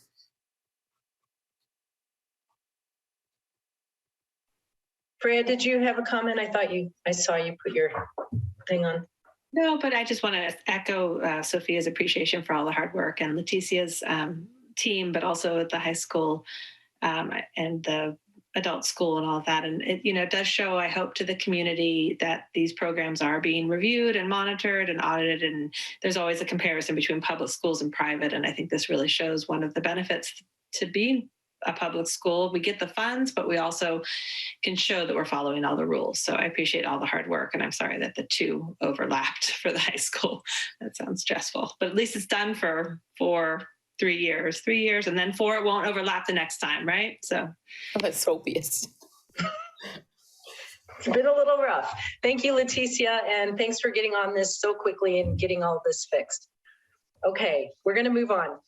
Next, we have the update on one-time COVID relief funds and CUSD's ESSER 3 plan. Dr. Batio will present on this as well. Yes, thank you. Okay, so we combined a couple of presentations here, the one-time COVID relief funds. And so I will be presenting on behalf of Jesus the first part of the presentation, and then also provide you an ESSER 3 update. Next slide, Rosie. So here's the update for the Learning Loss Mitigation Fund. And basically, these were the funds that made up 3 different pots that were authorized with the SB 98, SB 820, the CARES Fund, the Coronavirus Relief Fund, $1.4 million, California General Fund, $250,000, and GEAR, Governor's Emergency Relief Fund, $187,000, and California First COVID-19 Response Fund, $52,000. Next slide, Rosie. And again, here are another group of federal funds that were included. ESSER 1, we had the Elementary and Secondary School Emergency Relief Fund, $96,000. I'm not going to read them all to you, but here you're going to see CARES. CARES was made up of ESSER 1 and GEAR 1. The Coronavirus Response and Relief Supplemental Appropriations Act included ESSER 2 and GEAR 2. And the American Rescue Plan Act included ESSER 3, homeless children, youth, and emergency assistance to non-public schools. Now, the CARES and the CRRSA, we have spent most of those funds. What you are going to see is that we currently do have some ESSER 3 funds that are still pending for us to spend. And I'll talk to you a little bit about that at the end of the presentation. Okay, so here's some state funds, and this will show you our in-person instruction grant, which was $1 million. The ELO, we have presented to you, and all of these plans, I do want to say, are posted on our website under grants. Our ELO grant for paraprofessionals. This is funding that was set aside to pay for an increase in paraprofessional support. Particularly, it was during COVID, but we are continuing to roll this support as we are looking at the expanded learning and offering after-school support services for our students.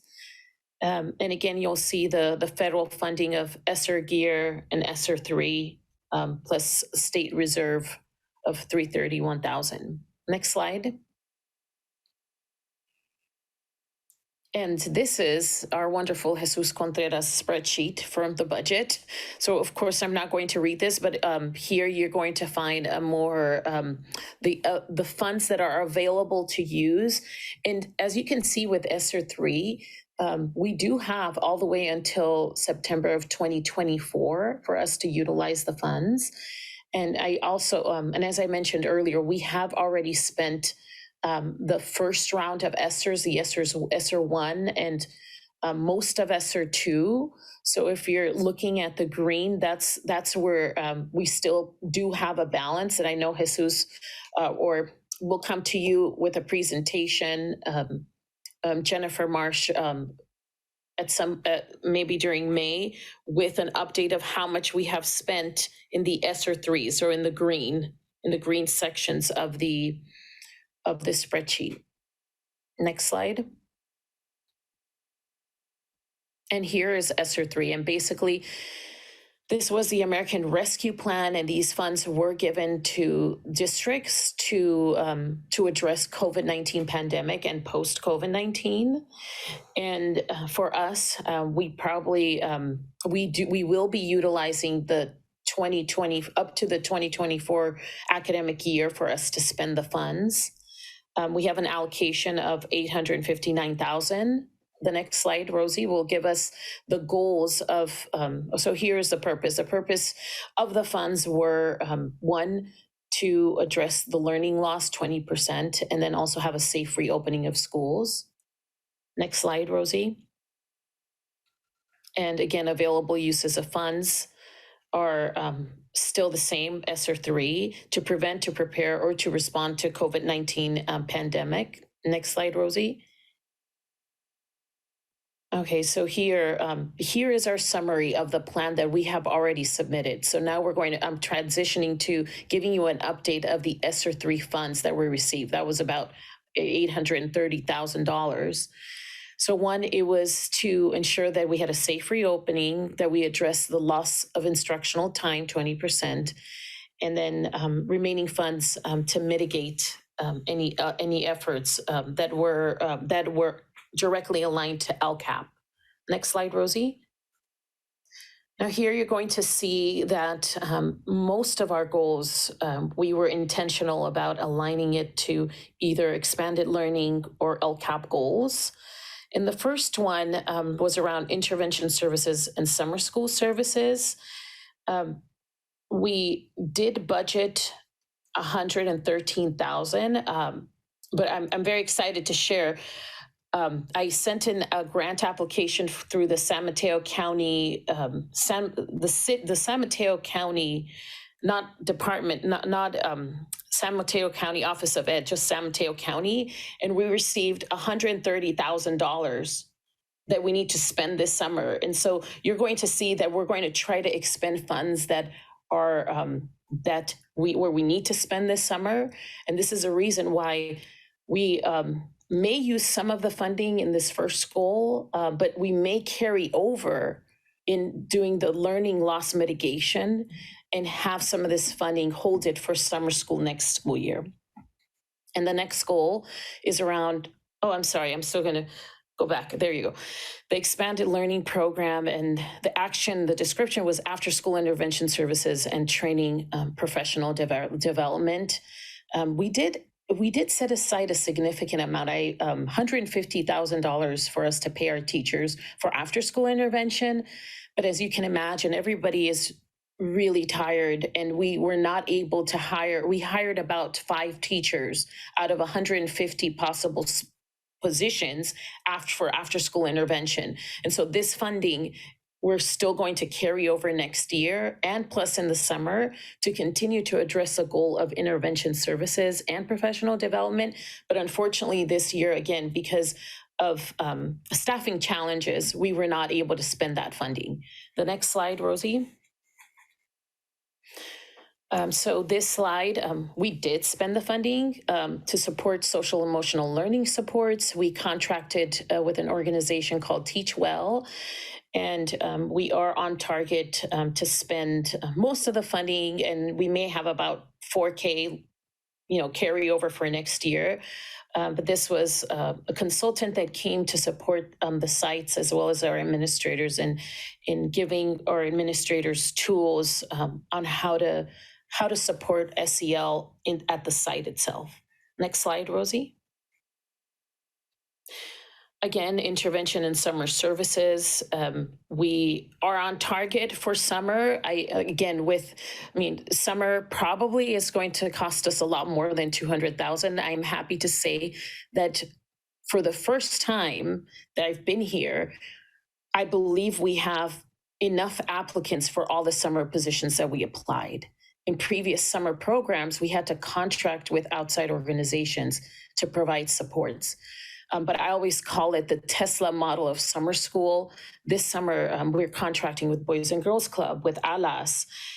We are bringing in STEAM and visual arts and performing arts into the summer a full day of summer services between 8 and 3 p.m. with lunch and snack for our at Promise students. And so we'll come back to you with a new number, and we don't know at this time, but I'm anticipating that we will use this entire $200,000 for summer 2022. But again, to provide this amazing summer program for our children. And I always say, when we're looking at Promise students and how expensive summer camps are, most of our families who are socioeconomically disadvantaged, they are not able to pay $1,000 a week camp for our students. And I'm just super excited to work with Debbie and Miley and Daniel and Lisette Bendaña, who are, and Brenda de Jesus, who are supporting us with the administrative side of our summer program, because we will be bringing those similar to those $1,000 a week summer programs to our most at Promise students. So I do welcome you to come and tour our summer services that will begin June 9th. And then next slide. And this, again, it is on target for the upcoming year. This money, as Jesus had mentioned, is to upgrade the HVAC ventilation system. And I think that's the end, right, Rosie? Next steps. So the next steps, again, as I mentioned, is to review the summer services. We want to realign for any carryover funding. We'll go ahead and realign our ESSER 3 goals. If that changes, we are required by law to bring this to you every 6 months. So we'll bring this to you again, probably in the fall. Next slide, Rosie. Any questions? Thank you, Dr. Bhatia. That was great. If you are a member of the public and you have a comment on this item, could you please raise your hand? Go down to your scroll bar there and hit the raise hand so we can get any comments from the public. Okay, I'll open it up. I don't see any, but I'll keep my eye on it if one comes in. Do we have any questions or discussion from the board? I just wanted to say thank you so much. I know it's just like our last topic, there's a lot of detail to track here with all the different line items and sources of funding. And I really appreciate your diligence and planning ahead where there is carryover. In that last slide, you mentioned that if you do need to replan, and again, I know just enough to be dangerous in terms of some of the VAPA planning. I would just be curious if there might be a way to hold space.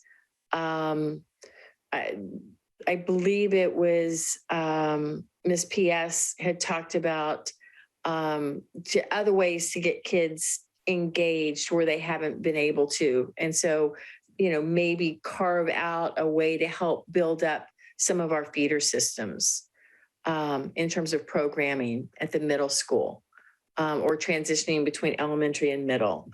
So this funding, unfortunately, is only for at promise. So putting programs that are understood, but we have a lot of at promise students that may or may not have had an opportunity to get programmed in to start on those paths for music. Yeah, and so it's going to be hard, like to basically core, we can't use this money for core. So if, let's say if students were, like if we were to just add another section, but I do have to say that the VAP, some of the summer funding is to sign a contract with ALAS to give VAPA services in the summer. So it's basically around more interventions after school and then also after school. We also are having conversations with ALAS to see how we can, and it's kind of similar to what you're saying. It unfortunately can't be during the academic day, but after school it can. Yes. Yeah.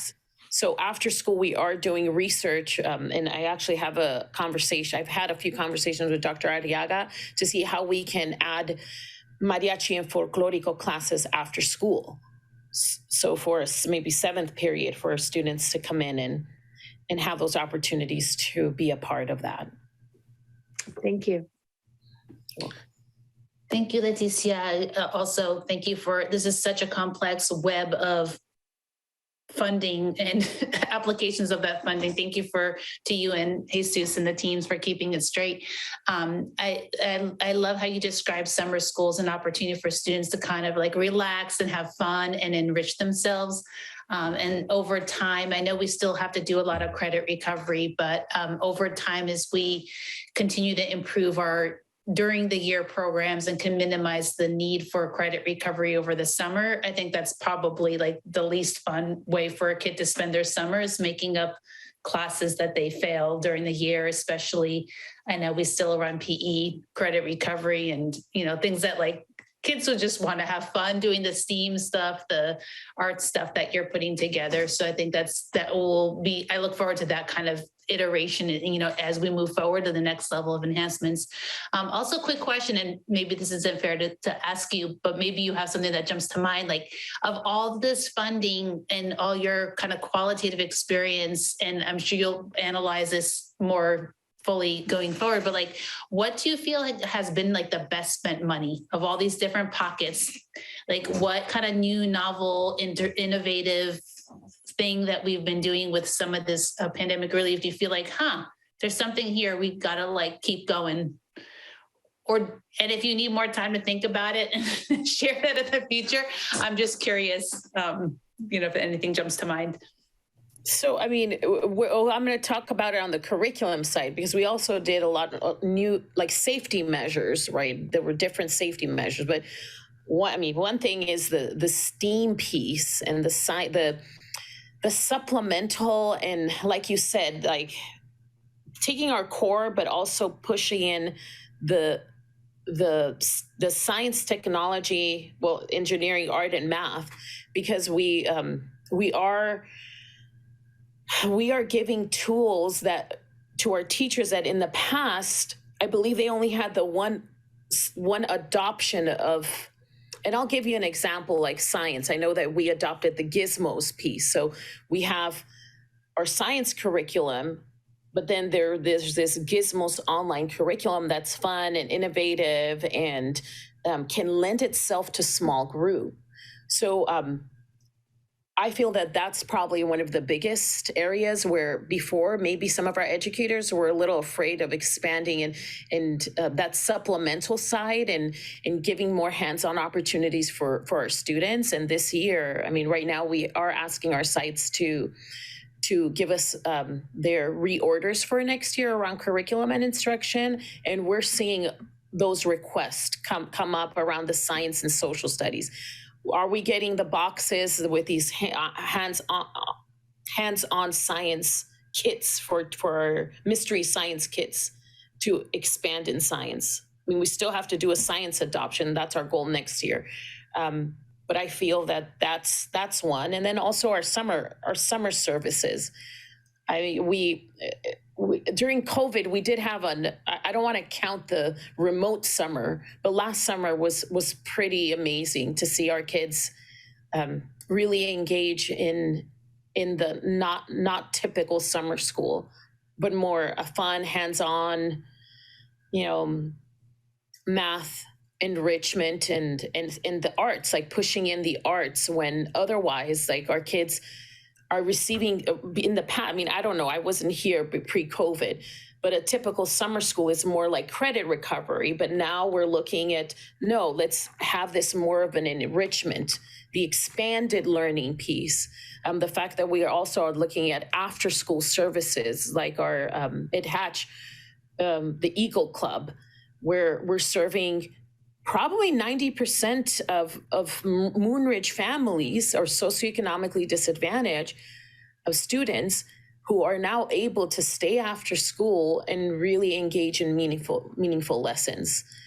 We had artists come in and push in services to our after school programs and science.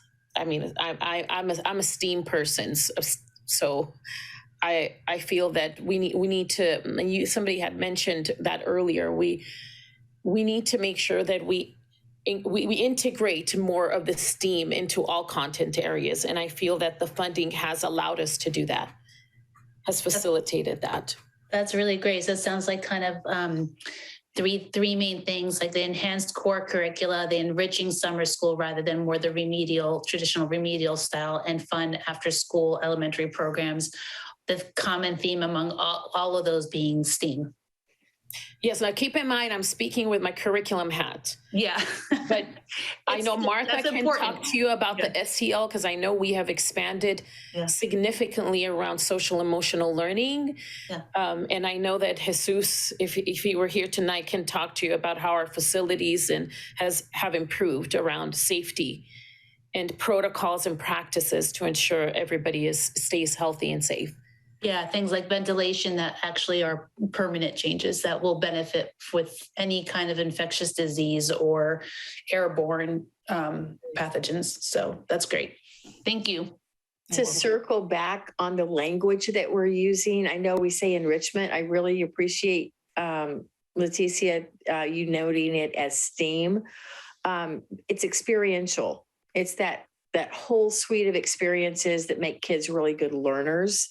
That's not just the math and reading components that we'll look at all those test scores, but it's, I appreciate, again, someone said, I don't know who said earlier, but that wishing we didn't always call it enrichment, but it's the experience and it's that applied learning where you get to have different experiences. So thank you for emphasizing that all the way through the use of this funding. All right. Well, thank you for the presentations. And if there aren't any more questions, let's move on to our next presentation on the Community Hub update. We have been working on this with our partners with ALAS, Ayudando Latinos a Soñar, and Pat Cabrillo here on their behalf, and with our partners with Boys and Girls Club of the Coast Side, and Jill Jacobson, their executive director, is here on their behalf, and also with Cabrillo Education Foundation. And I think there's Corinne as the executive director of CEF. So I'm going to let them present because we applied for Community Hub funding from the state and did not receive it because we didn't merit. It usually goes to big urban districts with different demographics, but that didn't stop these partners from dreaming up something big. So I will leave it to them to present. Good evening. Wow, I was, thinking this was taking a long time, and then all of a sudden it happened. So thank you so much for having us tonight. Really excited to be able to present this slideshow and this idea. Okay, thank you, Rosie, for putting the slideshow up. So you're going to hear from Jill from the Boys and Girls Club, from me, and is Pat? Yes. Oh, Pat's on there. Okay. Awesome. And Pat from ALAS about the community hub. And I would just like to start with, like Sean just mentioned, the pandemic triggered a small group of Half Moon Bay leaders to kind of ask ourselves how we could leverage programs already happening in this community and work more as partners to make a deeper impact on the community as a whole, asking ourselves, how could we better meet the needs of the community? And it started with kind of individual reflections, ad hoc conversations, had a long conversation with Sophia Lane, just a lot of conversations happened, and it turned into grant applications, kind of collaborating on some grants, and then a facilitated visioning discussion that led us to where we are now, which is this presentation to you. So Rosie, next slide, please. Great. So we are going to talk a little bit about the story behind the hub, which I just mentioned, the hub location, the hub purpose, and programs we hope to attract to the hub, and then the organizations behind the hub. The community hub is made up of 6 portables owned by CUSD. And 3 of these, which I'd love to mention, 3 of these are currently already holding hub vision activities in them. So for instance, we call it P1. Coastside Hope is holding citizenship classes. We have the migrant Rosalva has in, I think it's P5 and 6 is holding parent engagement and parent ed classes. So those fall under the umbrella of this vision that we're hoping to expand upon. Let's see. Jill, should we move to the hub location? The next slide. There we go. So this part is, perfect. That's great, Rosie. And then I'll go quickly on to the next one. Just to orient you, we envision the hub using 6 portables, as Corinne mentioned, and they are the 6 that are in the Cunha parking lot facing the library. They back up to the 6 that currently house the Boys and Girls Club. And you can see that Eric Watts, a really gifted local graphic artist, has given us a vision of how these might be beautifully painted and clearly identified. So when people are looking for a resource at one of these, they know which one they are coming to. And Rosie, if you can do the next slide.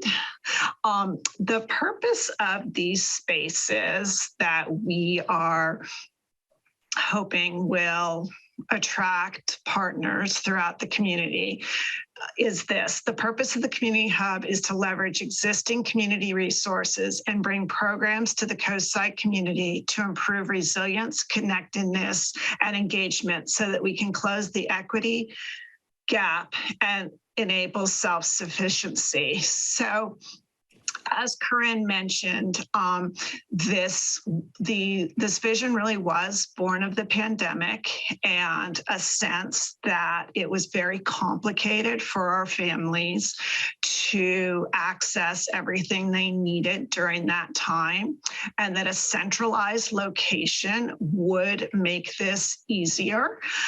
However, we want to really emphasize that it's existing resources to bring programs. We are not a new organization. We do not intend to compete with existing orientations.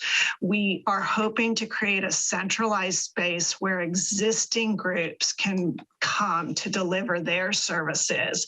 The idea is just making it easier for our parents, but also others in the community to find what they need in a location that's already central. Every student in our district, 6 to 8, goes to Cunha. Tons of us use the library. So to position the hub here and to use it to bring services to bear is our vision. And I'm going to turn it over to Pat, who's going to talk a little bit about what kind of things we hope would happen here.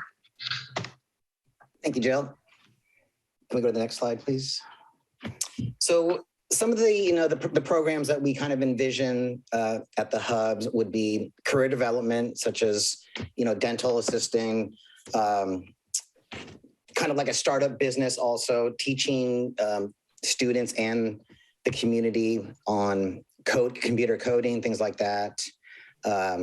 Mental health, which is a huge thing. And this would give us space to do like group therapy, art therapy within the hubs, which is obviously really needed.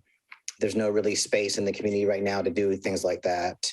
Physical health, such as, just moving, dance, education, in the county, definitely with like some of the dental clinics that they would like to set up and work with us out here. Some of the programs that would support the parents and the caregivers, such as maybe like doing a health classes, nutrition on healthy eating for the community and things like that. And a big thing, obviously for the community is case management, and that can be confidential meetings within the hub. Case managers can meet with the community members and, provide assistance in a confidential and comforting way there. And then I know you guys talked about it earlier, is the performing arts and visual dance and mariachi. We already have that going. And so we can, utilize that space for the students and the community. And also, volunteering, the mentoring and the coordination of volunteer programs out in the coast to help with these programs, but also other programs that organizations have in the coast right now. So those are a lot of the things that we envision that we can utilize right now, and we have the partnerships and the organizations and the relationships to roll this out currently. Super. So next slide. Oh, great. So just the founding organizations. So speaking, as we began to have these conversations, what bubbled up were these partnerships. So working with Jill at Boys and Girls Club, working with Pat at ALAS, working with Resolva, a very natural extension of some of the collaboration that's already happening in the district. We've got the Chamber Ed organization, we've got Big Lift Collaborative.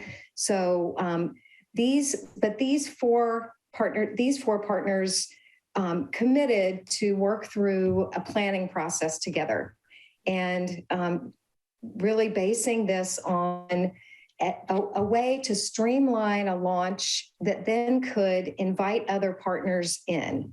So we are just the steering committee right now, and the goal is to widen the collaboration. We are just the ones trying to launch this and bring it to fruition. So that's this slide. Let's see, next slide, Rosie. Great. I can do that one, Corinne. So successful collaborations obviously require the same values. And so obviously the four steering committee organizations, we do share the same values, such as integrity. So we treat everybody with respect, no backroom deals, meaning, no two organizations make a side deal without, the rest of the steering committee knowing. Respect, obviously, treat everybody like, you want to be treated. Efficiency, get things done, meet the needs of the community, reply to emails and phone calls, in a timely manner. Eliminate red tape, so we can get things done in a timely manner without, politics or red tape getting involved. And then conversation should lead to action. So whatever we talk about, let's implement that and make that come to fruition. And then collaboration, we all win with the community, the students, and their parents. So it's just helping others working toward the common goal for the whole coast in Half Moon Bay. Okay, next slide, please. Okay, so just a beginning slide to show all the partners that exist that are doing great work. The idea behind this would be once the launch happens, we can have a meeting where we bring the partners in, we brainstorm, work together to come up with ideas on programs and timing, and we work together with all of these partners. And one of the exciting things already is that, I hope it's okay to say this, Jill, AAUW has already reached out to us to ask if there's a week during the summer where they could deliver a STEAM camp in the hub.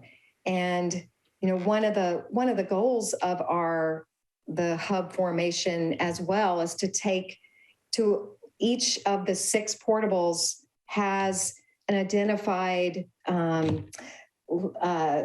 format. So for instance, you'd have a classroom that easily CSM could come in and do some classes.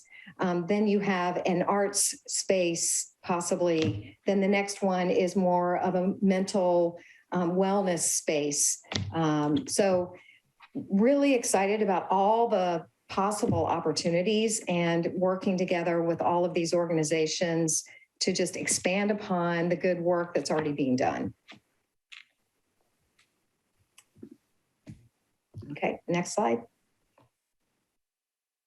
I think this is you, Jill, right? Oh, I didn't pay attention to that, but that's fine. So it's all good. After this presentation, these are the next couple of things that we are looking to do to take the middle 3 and clean, furnish, and design them the way that Corinne was talking. We're thinking about starting with 2 immediately, one focused on a mental health and wellness space, and the second one an open arts space to do the signage and finalize the exterior using the graphic design that you saw earlier from Eric Watts.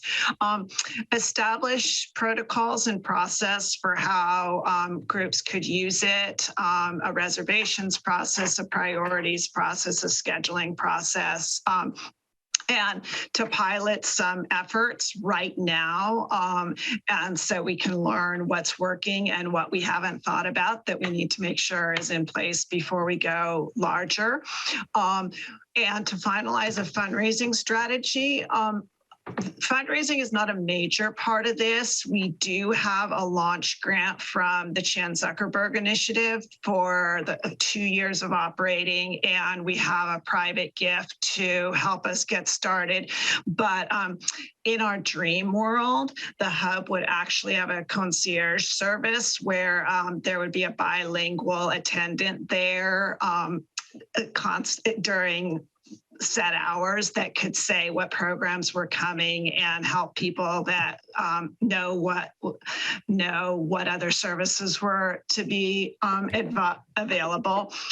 So us thinking about after the pilot, how much things will cost to keep this going will be the next priority. The hub, the steering committee is committed to these things, but then the idea is really to turn this over for all partners to be able to use, all community partners that are interested in these goals to come use the space. And I think that's it. Rosie, is the next slide questions? Yeah. So if we can take away the slides so we could see more people, we were going to try to field any questions that the board might have. Thank you so much collaboration happening. I love it. First, let's see if we have any comments from the public. If you have a comment from the public, please hit the raise your hand button at the bottom, and we'll get you moved over to ask your question. I'll also open it up to the board. I'll keep my eye on that in case anyone pops up. But go ahead, board members, if you have any questions or comments. All right, I'll chime in and think this is really so exciting. And I know there's kind of like conversations and ideas brewing for some time, as you guys pointed out, especially during the pandemic when the need for community support became really clear and acute. So I just want to congratulate you guys for like, you did it.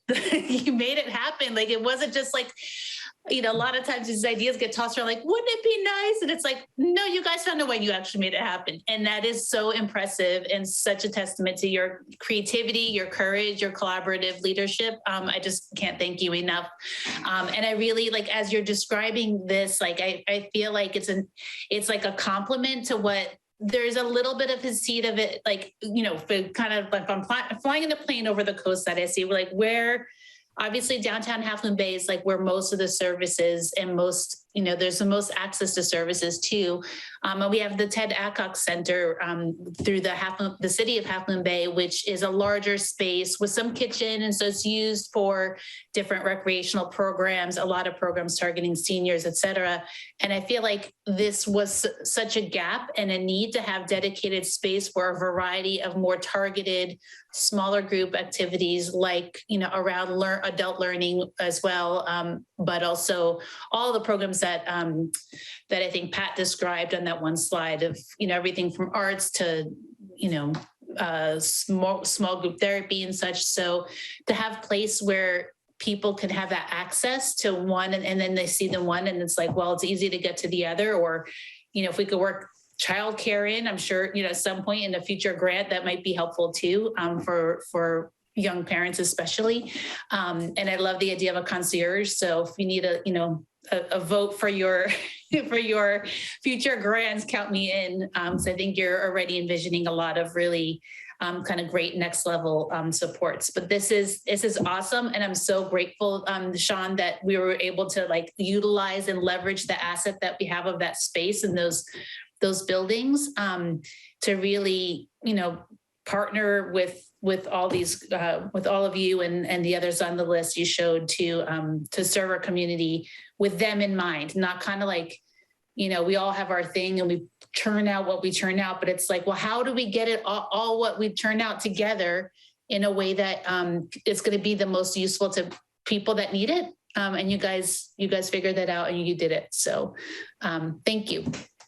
No questions, just that big, long comment. Can I make a quick comment too, that, you know, also just leveraging what's already being done, you know, building on that. And I really believe too, there's this idea of strengthening the culture. You know, California has moved towards this idea of schools as more wellness opportunities. And for us to seize on this opportunity to kind of begin to create that culture for the CUSD schools is really timely. So it feels like good timing, and it couldn't have happened during the pandemic. This is actually a really important time to be in recovery mode, and we're really seeing what needs to be supported. So we can't close, you know, you can't unsee it. I just want to say thank you for all the work you guys have been doing. And this is an example, this HUD example, but all of these community groups, this is what closes the gap on what is a significant disparity in the Bay Area. The power of the funds in other locales goes much further than it does because of our cost of living. And I don't think all of the communities in the Bay Area are as rich with these community resources. So I just want to say thank you. And similar, I just would not want to take up too much time, but echo the appreciation and the a gratitude for all of you coming together to do this. And I always look back at the last couple of years of the pandemic and think, wow, that was really hard. But I love now, as we come out of it, seeing the silver linings that have come. And this seems like a giant one with a huge rainbow coming out of it. So I really, really appreciate all of the effort that you guys have done and look forward to seeing how it manifests itself and what it brings and the collaboration that happened there. So thank you all so much. Well, and you were so inclusive about getting so many groups involved, but also that you have this open mindset that, you know, if someone else wants to get involved, you're willing to try to incorporate them. So I think it's great. So thank you all so much. I know it's been a ton of work, but it's amazing. And I look forward to seeing how it all pans out and how it helps our kids. So thank you, kids and adults, everyone, families. Okay, thank you so much. Thank you. Thank you to all these partners and all the partners that will benefit from the space that we will create that will be, I know that College of San Mateo President Jennifer Taylor Mendoza is extremely excited. I know Jenny Walter from Coast Pride's excited. I know that Rotary might want to be involved in this. There'll be a lot of different people coming together. So bless you, Corinne and Pat and Jill for making this dream happen. Well, let's see what comes next. Thank you, everybody. All right. Okay, moving along, we have another presentation, Comprehensive Coordinated Early Intervention Services, the CCEIS plan. The next couple presentations will be led by our colleague Martha Ladd and her colleagues, and I will step off the podium and let Martha talk about what she knows about. Thank you, President Alexandra, board members, Dr. McFetrich. The title of the report is not as wow and as exciting as I would like it to be, but the Comprehensive Coordinated Early Intervening Services Plan is affectionately known as the CSACE plan. And it comes from the California Department of Education identifying school districts as being significantly disproportionate. So I'm going to give you an update on our progress in that area. And the next slide. I'll review what significant disproportionality is and how we get a CSACE plan. And then I'm going to talk about our specific tasks and activities and data collection that we've done, and then our ongoing support for students. The next slide, please. So just a review of what significant disproportionality means is the CDE monitors our identification of students in different areas, and they look to determine if there's an overrepresentation of a racial or ethnic group in special education or a disciplinary category. And unfortunately, Cabrillo was identified as significantly disproportionate in the identification of Hispanic boys as eligible for special education in the category of specific learning disability. And because of this finding, we had to develop what's called a CSACE plan. Next slide, please. So generally speaking, the CSACE plan is our remediation plan for the significant disproportionality. The plan that we come up with is funded with special education funds, but it is a general education plan. So we set aside 15% of our IDA grant funds to fund the plan that we develop. The activities that we develop are for students who are currently receiving special education service and those who are not. And we create a data bank of target students and a whole bunch of data points that we monitor. And then, of course, we implement our plan, and then we watch how those data points change to determine if that plan is working. Next slide, please. Okay, so next is the update. Next slide, please. So the interesting thing about the CSACE plan is our finding of significant disproportionality isn't a blip on the screen. It's after 3 years of the same sort of overrepresentation. So it's identifying what we believe are systemic issues. And part of our work in developing the plan was to understand what the root cause of our significant disproportionality was. So I just wanted to wanted to add in here that every year we get a determination letter that monitors our identification of students for special education and disciplinary categories. And this year we were found not disproportionate, not significantly disproportionate in any of those categories.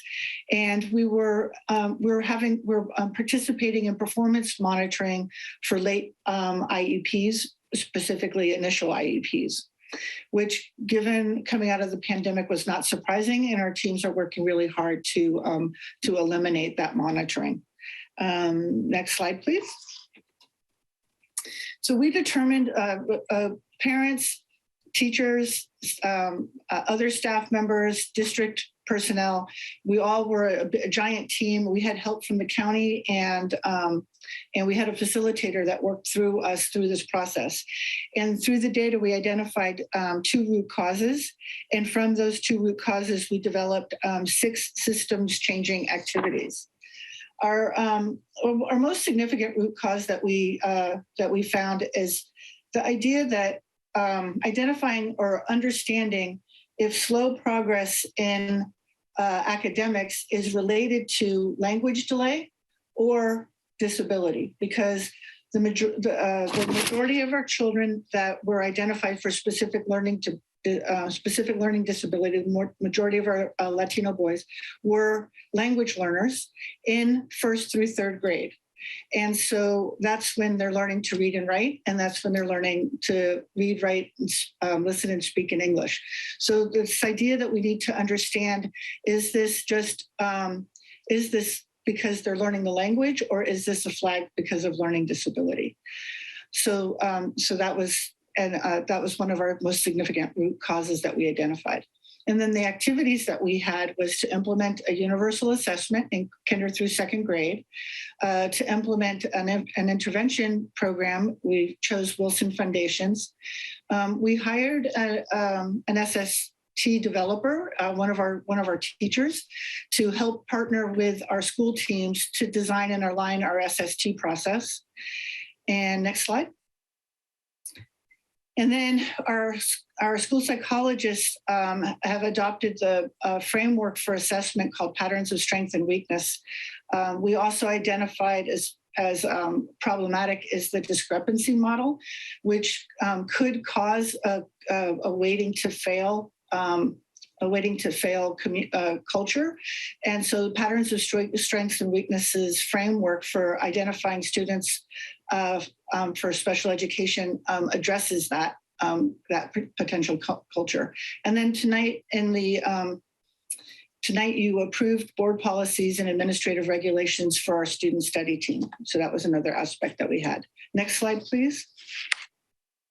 So the update on the activities, we have a universal screening kindergarten through 2nd grade. I'm excited to say that the universal screening is also used for our dyslexia plan, is also used for our general screening of students for our teachers to give them data regarding their students. And it's also used for our CSACE plan. And there was definitely some bumps regarding the universal, using Acadians as a universal screening tool because of distance learning, but we're returning to Acadians in the fall, and we'll be able to use that, our universal screening plan ongoing. It includes significant, robust professional development, not only in giving the Acadians assessment, but and also how to use the data that comes from it. The Wilson program has been implemented by our intervention team. I'm going to step out and say our reading intervention team is actually an expert in utilizing the Wilson Foundations, which is a hands-on phonics program that includes handwriting and reading skills. And all of our kindergarten through 2nd grade teachers have a full classroom set of this program as well. And they have been participating in professional development, and our reading intervention teachers have been providing training and coaching and support as well. And then of course, the development of our SST plan. has been ongoing this year. And we created, while we've been doing the SST plan, we created a quick start guide.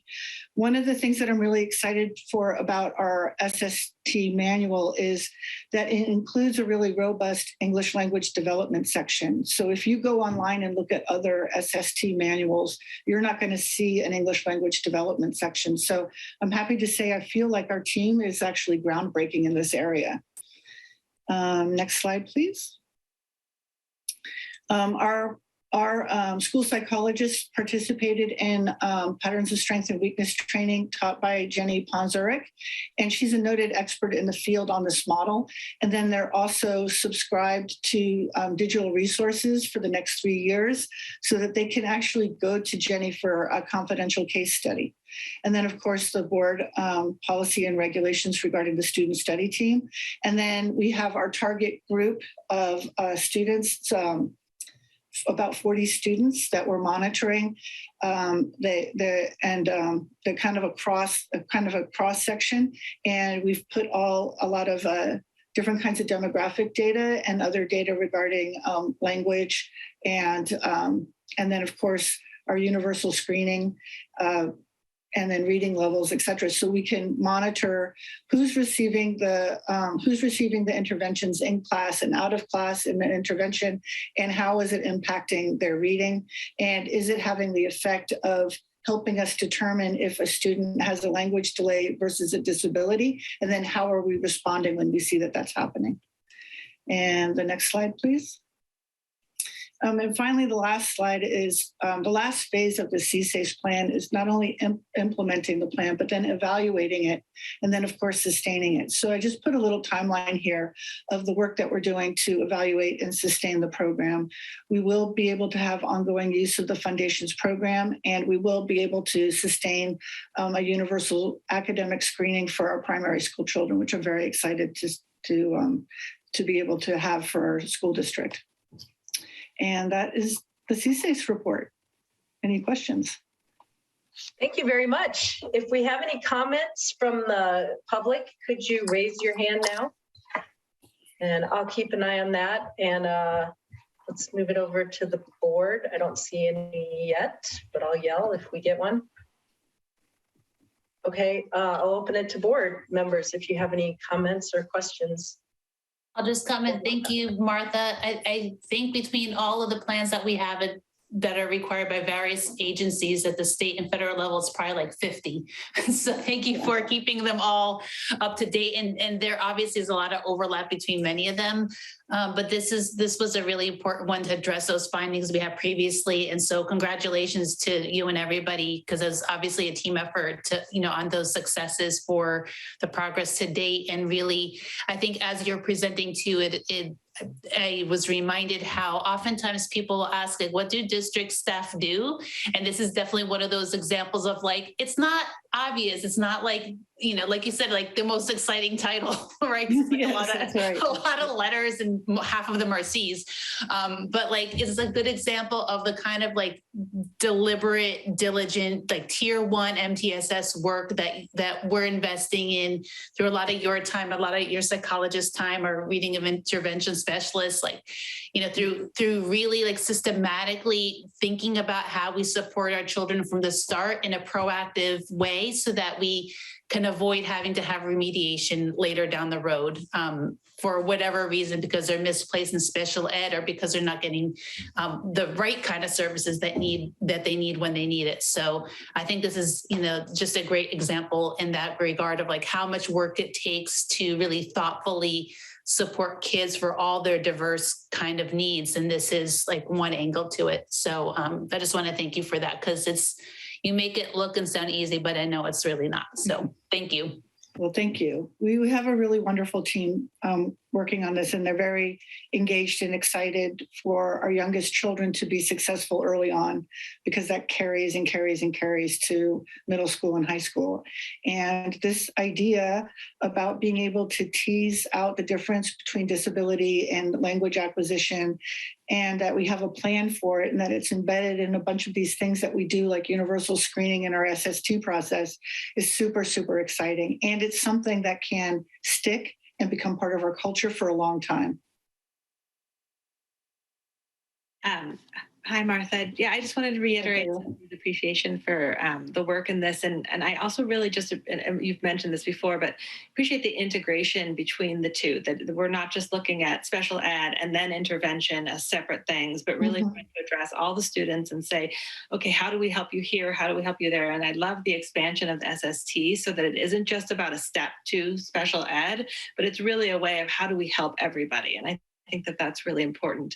And I know there's been frustration in the past from teachers of that, having to wait too long to get special ed, but really what they need is assistance maybe with these other stuff. And so integrating those so that those teachers can get what they need, the tools they need to help the kids that need it at that earlier time. And that's that K-3 learning to read, right? Because after that, you're reading to learn. So it's really wonderful that you're able to pull that together. And I'm sorry the acronym's not more exciting and fun. I am too. It's great. So thank you.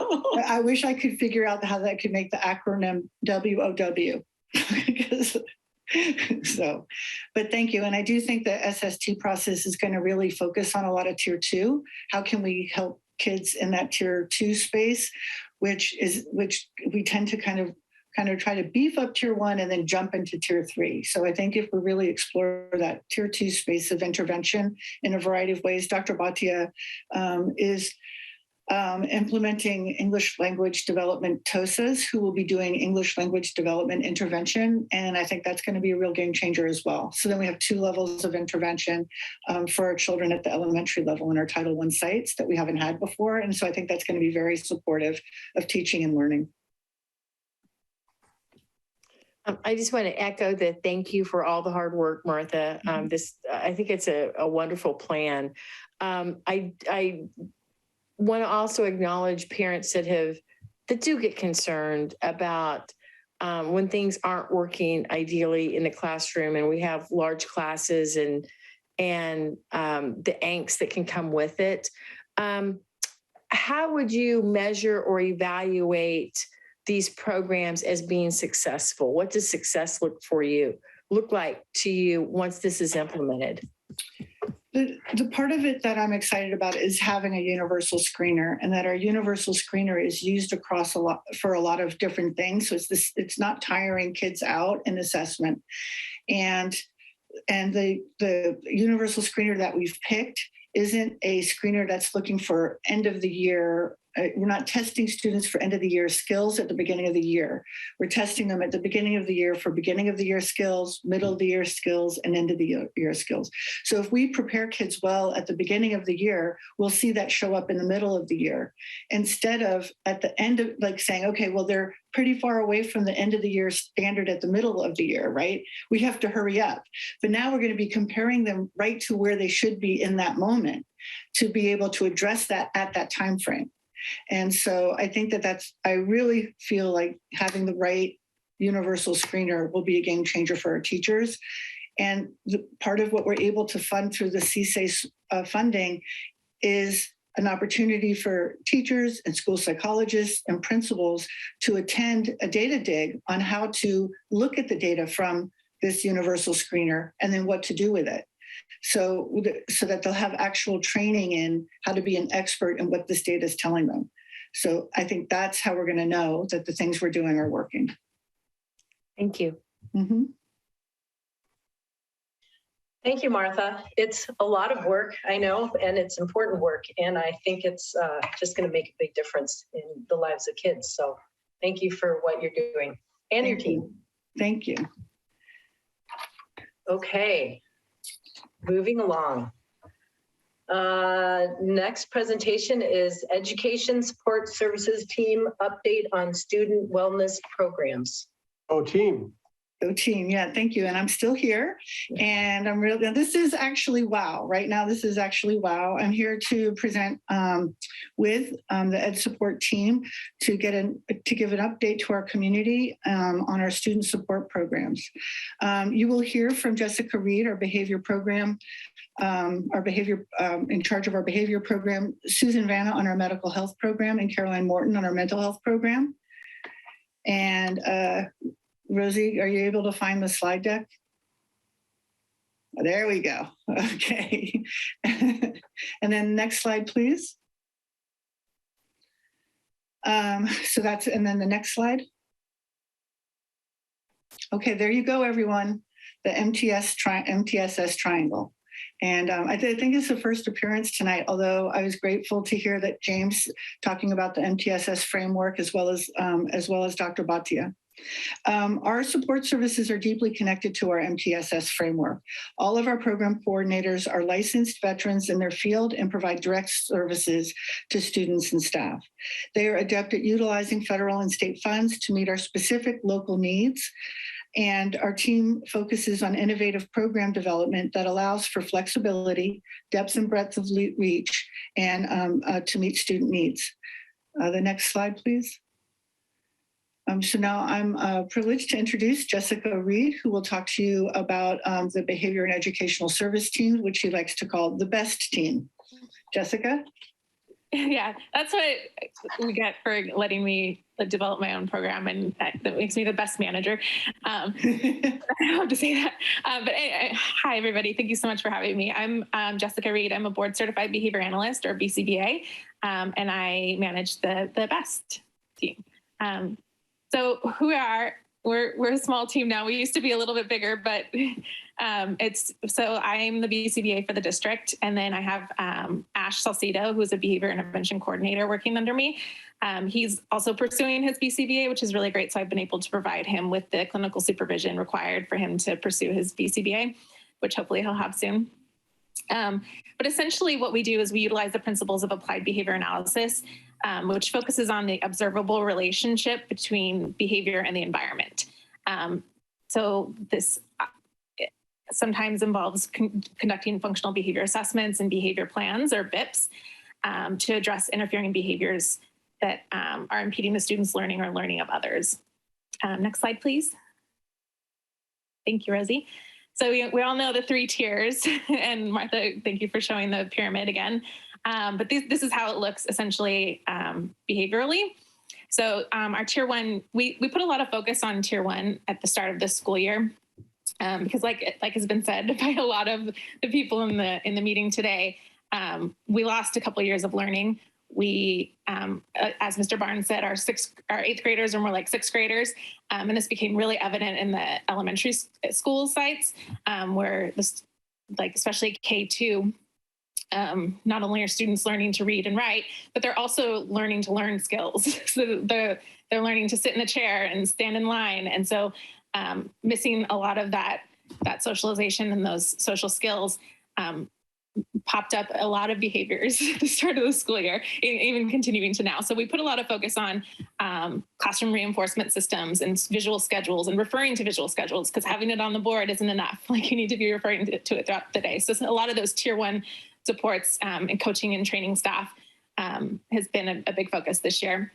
But we also provide tier 2 and tier 3 supports. Tier 2 puts an increased focus on the function of behavior, which is the bread and butter for our team. Once we can figure out why the behavior is occurring, then we can match interventions to that function and essentially help alleviate that problem. So we start to focus on that at the tier 2 supports. We provide check and check out systems and other self-monitoring and behavior contract systems that provide more opportunities for students to get reinforcement throughout the day.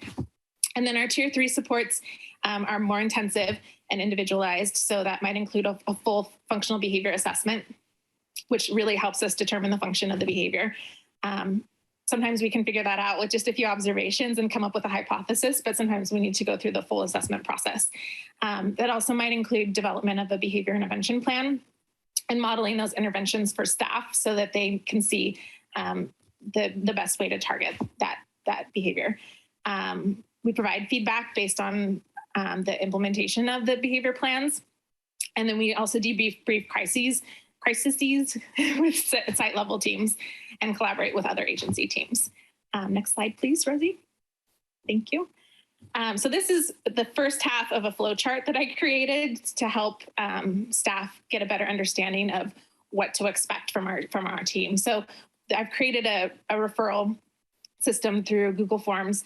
And if they meet all the criteria in the green box on the left, if the interventions have been implemented, if data has been collected and progress has not been made, then and the behavior is impeding the students' learning of the learning of others, then then they may qualify for behavior support. If those steps have not been met, then we refer them back to their site level teams to meet those requirements before they come to the district level support.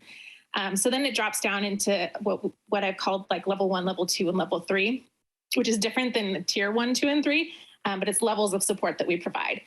So on the next slide, Rosie, thank you. This gives you sort of the expectation of what happens at each level. We always try to start at level 1 because it's the least restrictive intervention. And so it always starts with classroom observations and giving feedback to teachers and then providing them with data collection systems so that we can monitor the progress and determine if we need to move on to more intensive services or if we've alleviated the problem. Level 2 is more consultative. So this might be, we might attend 504 IEP or SST meetings. We might provide feedback on goals or other interventions. And then in the level 3 is our most intensive. And so this is usually students that require behavior intervention services to be listed on their IEP as a continual service. It often involves an FBA, and any student that has services on their IEP also has a behavior plan.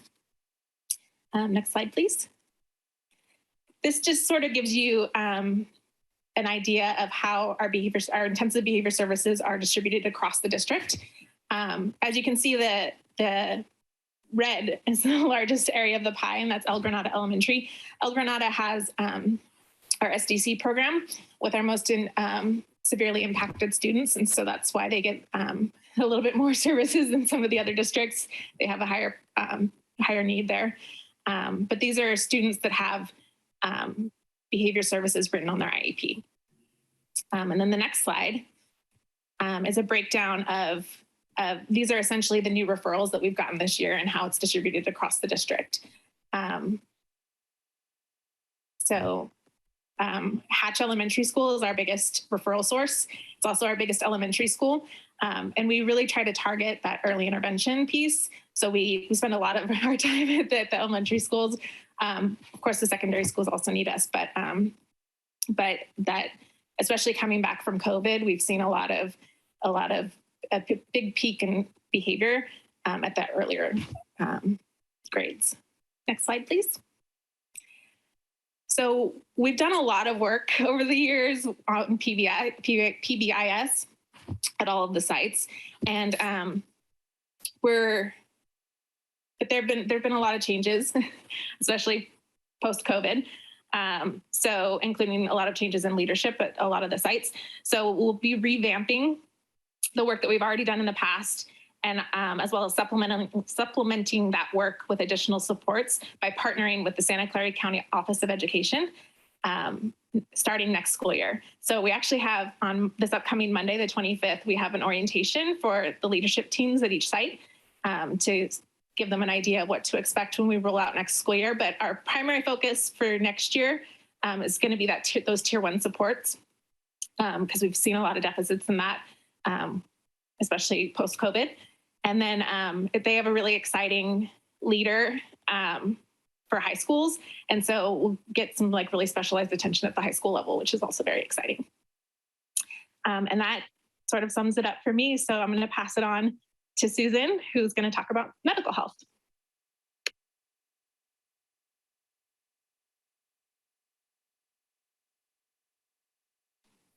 Susan, I think you're muted. Thank you. Good evening. I'm going to highlight tonight some of the medical health accomplishments that we've done currently through this school year. And some of it's pretty exciting, I think. So next slide, Rosie. I'm first going to give a COVID update because, of course, we have to go through COVID updates, and we have survived a little over 2 years of dreaming COVID 24/7. But I would like to say that we've had no school or classroom closures since the COVID started. We've had no spread on a school campus. So that's yay. We distributed free home test kits to all the students in the early part of January. We have a very successful weekly pool testing program in all of our school sites. And this week, coming back from spring break, I was holding my breath, but so far we've only had 3 cases on campus for this week. So yay to that. So those are some of our highlights with COVID. Next slide, please.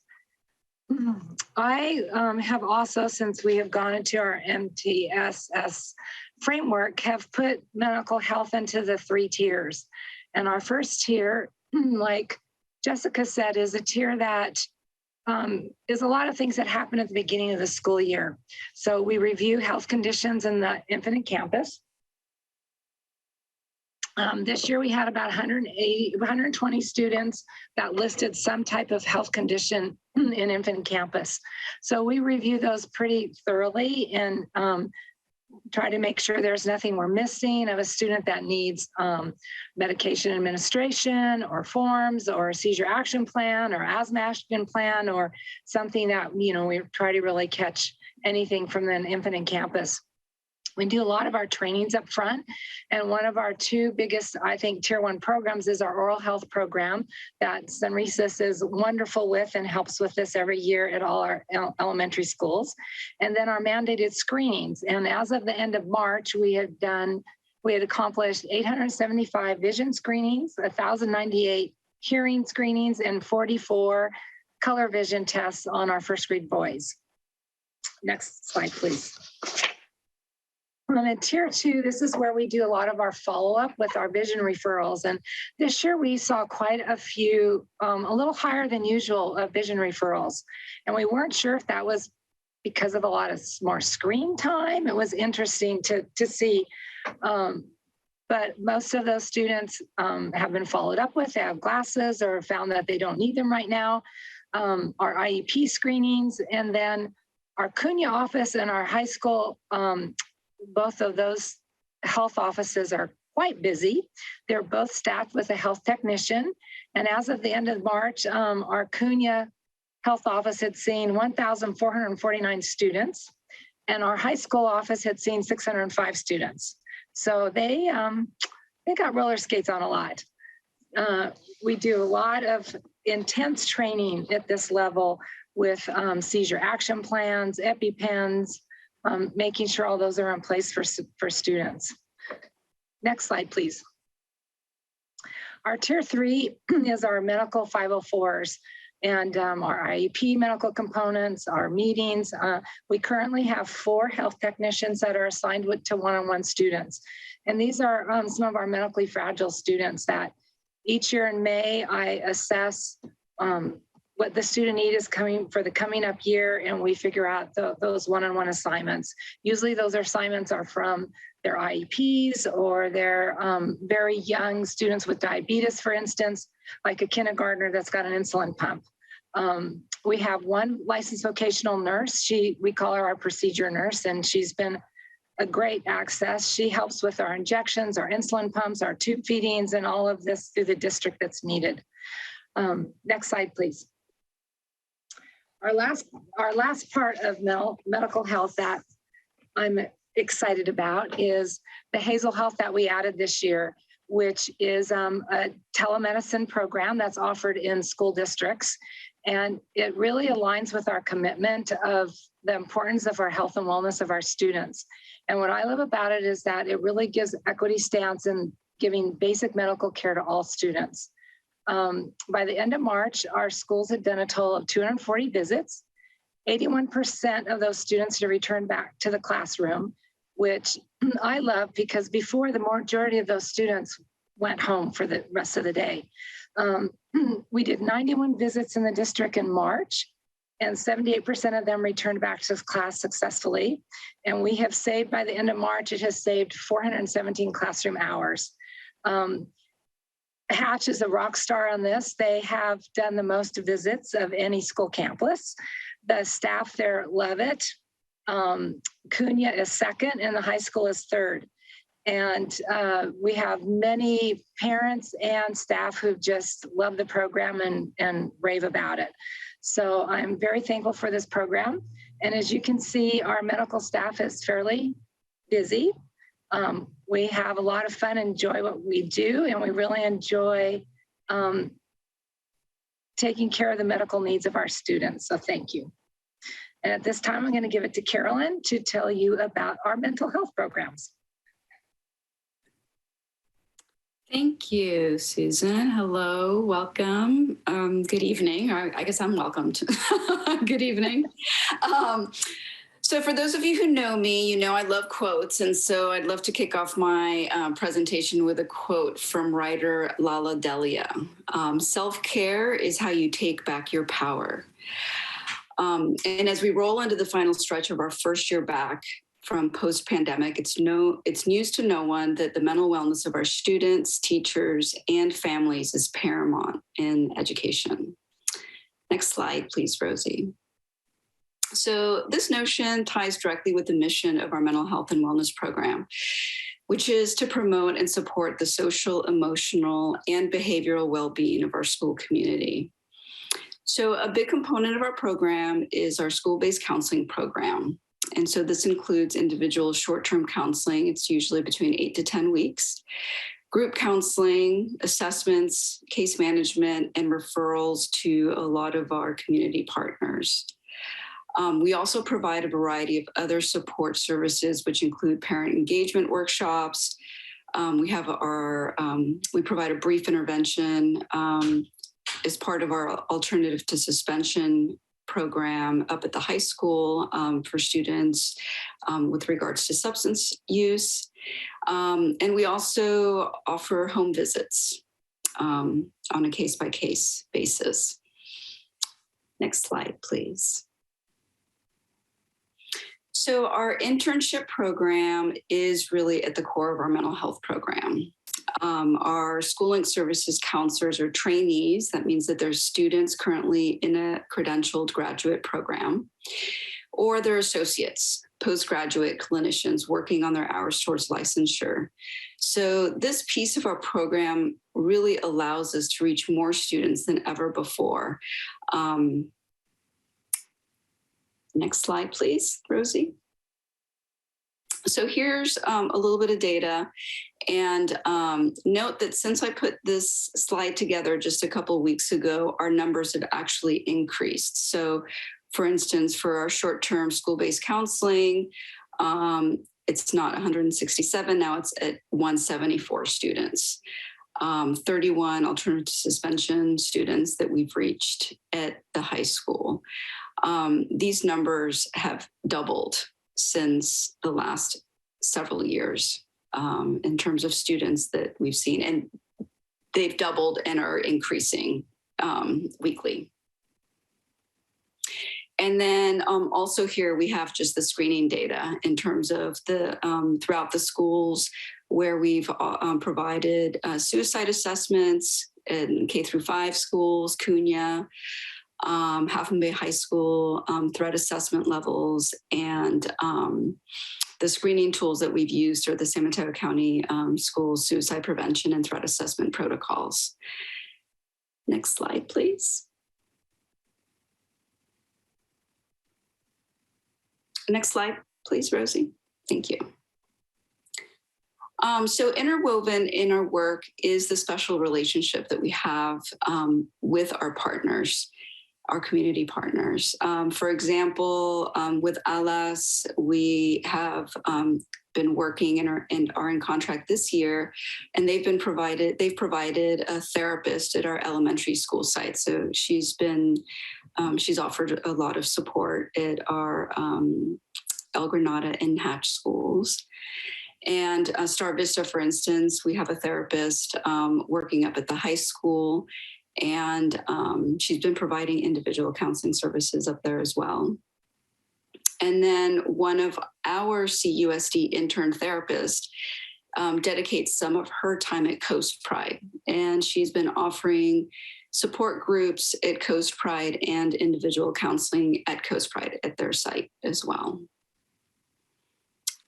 Next slide, please. So a big drive of our program is to develop greater communication with our parent guardian community. So far we've hosted educational workshops. And so here I've listed some of the workshops. We've had, again, Coast Pride Safe Space is a group over the hill, and they've hopefully, actually, we're hoping to bring Safe Space to the coast side. It's a youth-led mental health program where students really take an activist role in creating initiatives regarding mental health. Most recently, we had Dr. Jude Wolf, who offered a workshop on mindful parenting, and that had really great attendance, actually.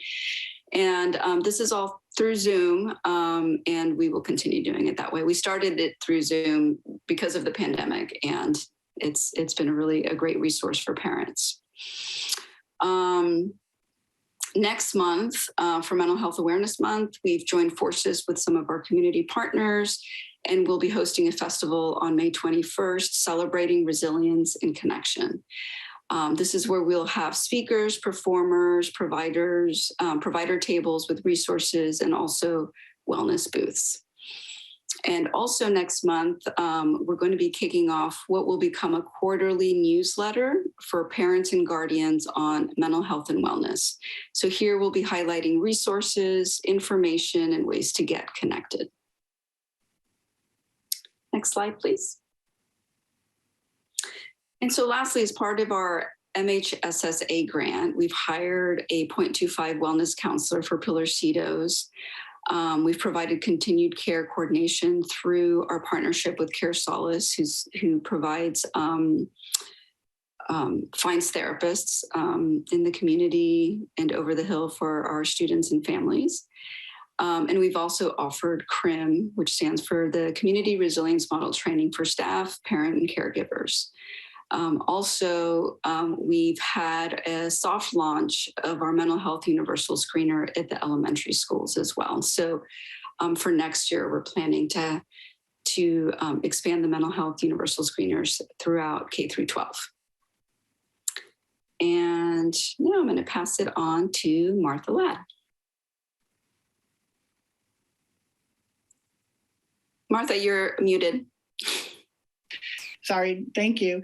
Just to conclude, our behavior, medical, and mental health services are intertwined in the MTSS framework. We are constantly reviewing our programs and looking for ways to improve. Our locally developed programs allow us to respond to our schools, students, and families with unique and tailored solutions. We are looking forward to next year and the deep implementation of positive behavior intervention and support framework, continued basic medical services to students and families, and for novel ways to increase our capacity for direct mental health services, as well as a multifaceted communication plan to inform, provide resources, and stay connected. And with that, we're done. And are there any questions? Wow, so much going on. Lots of work. First, I want to ask if anyone from the public has a comment. Please raise your hand now, and we will move you over to the screen and take your comment. I do not see any no comments from the public. So I will open it up for board discussion. I'll second the Mary Beth's comment. That's a lot, and I'm impressed. And thank you so much. It's really great work. A couple quick things. One, I'm wondering if you could clarify, maybe Martha, this is for you. I guess it's kind of like the bridge between these various groups, like a little bit more kind of descriptive, like the distinction between behavioral health and mental health, and like how, how I know traditionally in the space they tend to be separated, and I've never been entirely clear on that. But in a school setting, especially what's the rationale, what's kind of the foundational differences between those two groups, and then how do they work together?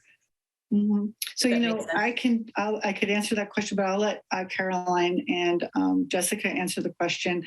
So Caroline, if you'd like to start, Jessica, add on. Yeah, absolutely. Well, Jessica and I work very closely together. We attend all of the cost meetings. And I think that the way that we sort of identify whether a student is needing more, let's say, a referral to schooling services counseling versus support with Jessica's team is if perhaps the teacher is needing some classroom interventions in terms of behavior. Mm-hmm. And so that's usually one of the distinctions. Yeah, that makes sense. I could picked up on a little bit, like maybe the behavioral piece was more like environmental versus the mental health is more like an internal right. intervention. Is that right? Okay, I see Jessica's smiling. We deal with what's out on the outside. Yeah, like what's causing the behavior versus what's causing the behavior from maybe. Well, and everything is behavior. So to figure out, we spend a lot of time figuring out, is it behavioral though? Does they're learning? Is it an interaction with their environment, or is it an academic deficit? Do they need to be referred to academic supports, or is it a mental health, problem where they need to be referred to mental health supports? So teachers always think it's behavior, but sometimes it may look like behavior, but not necessarily fall into our category. Yeah. So you kind of figure, like you kind of figure out what's underneath, like you called it, was it functional or something, like kind of like what's the reason beneath the behavior is just a symptom, right? Like, and so if it's a mental health piece, then Caroline takes over on that. If it's like an academic piece, then you figure out what academic interventions are needed, or whatever else the supports might be needed, or environmental changes in the classroom might be needed, or whatnot. Okay, that's really helpful. Thank you. Well, that's why we work so closely together, Caroline and I, because sometimes we don't blurry. know what the problem is until we get in there and do some observations, and so it may start behavioral, and I may refer to Caroline, or vice versa. So sometimes the student is getting support from both of us. So they might be receiving counseling services. And then also with Jessica's support, we're supporting the teacher help support the student in the classroom. That makes a lot of sense. Thank you. And Caroline, as you were speaking to, I realized, I've been pretty actively engaged on the high school, Half Moon Bay High School Health and Wellness Committee, as you may know. And I think there's definitely a synergy there where maybe having more insight for that committee into what all the great work that you're doing, I think would probably answer a lot of questions that come up with the committee. So maybe that's something we can explore as well, because I know we have a great group there, but I think you're doing even your family engagement series, everything that you're doing, I think would be really helpful for that group to be better aware of, and so on. So there might be something we can follow up on. I would love to. Yes, in fact, I was talking recently to Brittany Jolivet from the high school. I know she's really involved. Unfortunately, the health and wellness group from the high school meets at a time that I haven't been able to meet. Oh, okay. So that's why, but I definitely. We could follow up, and I'm not a decision maker in that group anyway. So it's just an observation. My last question is around the family engagement events. Like, I think the topics have been great. Like, I've probably attended one or two, and again, because I have schedule conflicts as well. Like, so I'm curious if how well attended have they been, or are there opportunities to integrate them into what the schools are doing to make them more visible and more accessible, or maybe have them at the community hub that we just heard about, and so I think kind of what are your thoughts on how it's going, and how we can maximize them in the future? Yeah, I think that our attendance has been roughly around 25 people on average. That's pretty good, I think. It's really good. And we have, sometimes we have up to 75 people register. But it's Tuesday evening, people are busy, start making dinner or whatever. And so, but one of the things is that I've added a piece on our Cabrillo Unified website that is for health and wellness. And I'm going to be embedding the slides from presentations and the recordings from presentations as well, so that it's available to whomever wants to. The only disadvantage to that is that the presentations have been in English, and then the translation happens during the presentation. And so that really wouldn't be captured in the recording. But all the slides are always bilingual, English, Spanish. So that's just something that I would love to do some in person. I think that would be that. Just the energy of in-person presentations is completely different. Thank you. Mm-hmm. Yeah.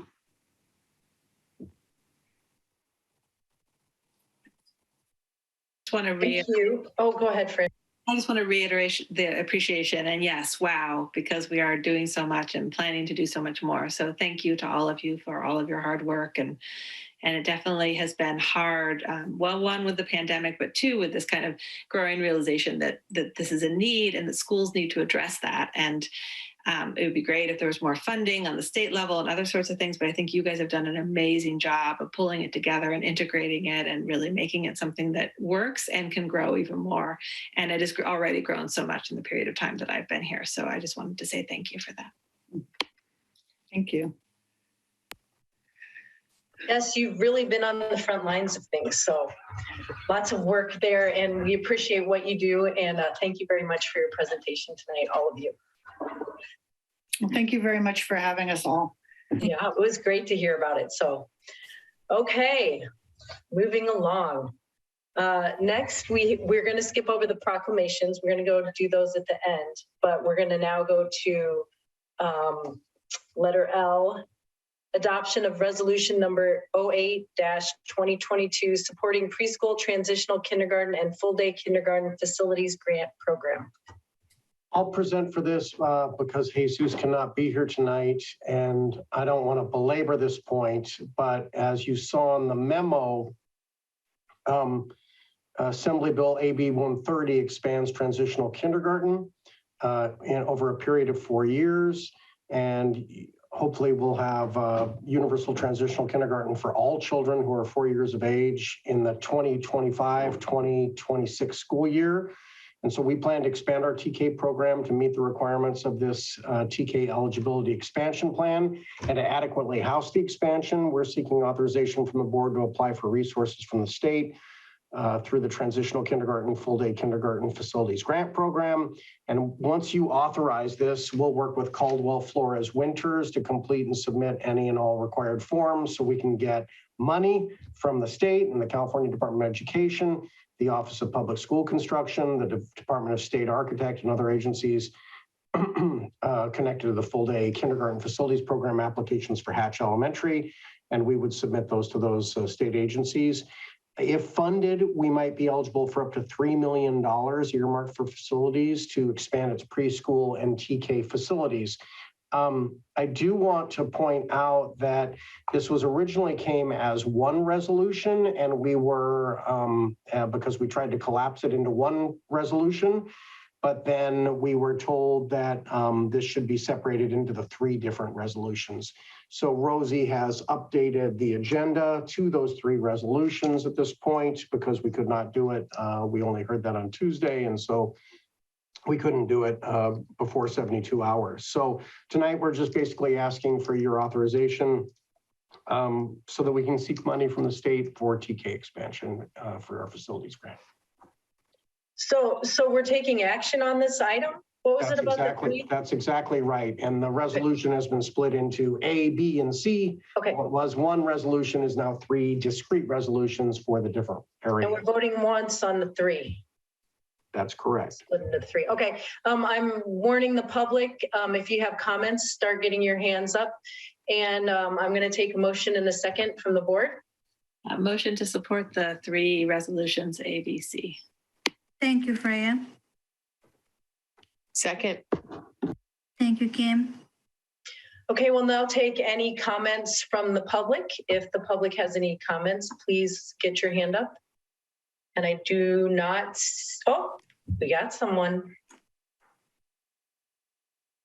Rosie, could you bring them in, please? Jordan Miles.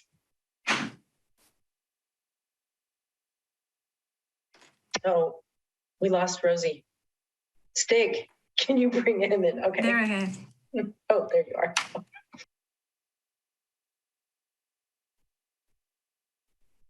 Yes, good evening, members of the board, superintendent, and members of the Half Moon Bay community. My name is Jordan Miles. I'm an associate with Caldwell Flores Winters. I'm just here to answer any questions that you might have on your upcoming application to the OPSC Kindergarten Grant Program. And as the superintendent had mentioned, the OPSC regulations state that for every level of instruction that you are seeking apportionment for, you need a separate board-approved resolution, which is why we separated it from one action item into 3. It is our intent to seek reimbursement for the 5 kindergarten classrooms that were recently built at Hatch Elementary. On top of that, we will also be seeking apportionment for the construction of new preschool and new TK classrooms. And that's, again, why we have 3 resolutions in front of you this evening. Great, thank you. There are no comments from the public, so I'm open it up for board discussion or question for Jordan. Sounds good to me. Especially the part about the things we already built. Yeah. Right, like the kindergarten. And I don't know, I'm sorry, I don't have the old resolution handy or the new ones to kind of see the amounts, but I mean, that must be a few $1 million even unto itself, right, for that kindergarten section? It is, yes. So we will be submitting your application under financial hardship for the new construction of preschool and TK classrooms. For reimbursement purposes, we aren't able to submit for financial hardship on that component of your application, simply because you had funds on hand to construct those classrooms in the first place. But we will be seeking reimbursement for 50% of those total costs for those 5 classrooms. We'll take it. Sounds good to me. Thank you. Thank you for helping us make sure that, you know, the applications like don't get denied for silly reasons, like they're combined. Right, absolutely. Thank you for helping us through this process, Jordan. And it was important for us to hear from you the other day that we needed to have these as 3 separate resolutions. And so hopefully the board will approve them. The agenda, I believe, has been updated. Rosie could bring those resolutions up, but basically it was just separating and the one resolution into 3 separate. Right, and of course, and we did call the OPSC as soon as we saw that, and they did state that yes, it would have to be 3 separate items, and so that the way that you have delineated that will suffice. So staff recommends approval. Okay, unless we have any other comments, I do not see any more comments. Rosie, could we vote, please? Mm-hmm. Mary Beth? Aye. Freya? I said aye. Did you hear me? Thank you. Sophia? Aye. Kimberly? Aye. Sarah? Aye. And Lisette is absent. That's 4 + 1. Thank you. Thanks, Rosie, and thank you very much, Jordan. And thanks for being here and staying. Jordan, we appreciate you and your CFW partners, colleagues. Of course, and we wish you the best in the application process, and we'll be working with you over the next week to make sure we get the completed application submitted to the state on time. Thank you very much. Thank you. Enjoy your evening. Okay, moving on. Item M, approval of resolution number 09-22, TRAN issuance and resolution maximum amount borrowing. You will remember this from last year when we went into basic aid status November 2020. Then we understood, like many basic aid districts, that we might have a cash shortfall because we're no longer getting funded month by month, but then getting funded on tax proceeds, which don't come month by month, but come on a semi-annual basis, I believe. And so in the case that we do have a cash shortfall, we would need to apply for and have a TRAN issued. It is basically a loan to cover payroll and all the expenses of running a district. And you will see on the memo that Mr. Contreras was able to create on this, that basically you see the cash flow and how we start to go in the red in October of 22 and November 22, and then we come back into the black. So basically the resolution that is provided to you sets the trans limit at $5 million in case we're in the red and projected to go in the red of $3.5 million. But we anticipate needing a lesser amount, obviously. So approving the resolution, signing the certificate does not obligate the district to issue a TRAN. The notes will be issued in July, August 2022, repaid in June 2023. It is basically a short-term loan, so we can temporarily borrow cash to ensure solvency during those 2 months because of our basic aid status. I will say, just to lift the curtain here and let you know kind of what we need to do. Mary Beth, I'm going to need a wet signature from you maybe tomorrow. And Rosie wanted me to remind you of that. Staff recommends approval. You've done this before. You know why this is. I don't need to belabor the point more than I already have. Do we have a change on this item as well, Rosie? Yes, we have to change also this item just a few minutes ago, because initially we have Jesus's signature block. So we have to change that for Jennifer, our new interim CBO. Okay, so we're approving it as changed. As revised, yes. As revised. And as this post. Say what? Say again? As posted. It is posted. Mm-hmm. Okay. Okay, heads up to the public. If you want to comment on this item, start getting your hands ready. This is an action item, so I'll take a motion in a second from the board. So moved. Thank you, Kimberly. Thank you, Freya, for seconding that. Okay, comments from the public, raise your hand. I do not see any. Okay, so I'll open it up for board discussion. I thought, is it 2 months this year? And last year it was 3 months? Is it getting better? I think it is getting better, but that's according to the numbers that Jesus presented there. But yeah, we're getting better all the time. There is an aspect here with the volatility of basic aid, by turning into a basic aid district, we're learning how to function in that way. So this may get better over time. And this is also, I will say it, the reason why basic aid districts keep large reserves. Right, because this is basically looking at like maxing out or using our proverbial credit card in a way and having to pay like interest, because we don't have the cash flow, which is never ideal. But at least we need to plan ahead. And I'm curious, I guess, because this is based on old numbers prior to compensation increases that we presumably will be approving. I suppose we'll just be ready to have that number increased in the future if need be. Well, I think you saw that the TRAN issuance would be for as much as 5 million in anticipation, because we didn't know what would happen with negotiations and this approval tonight, which are the next items.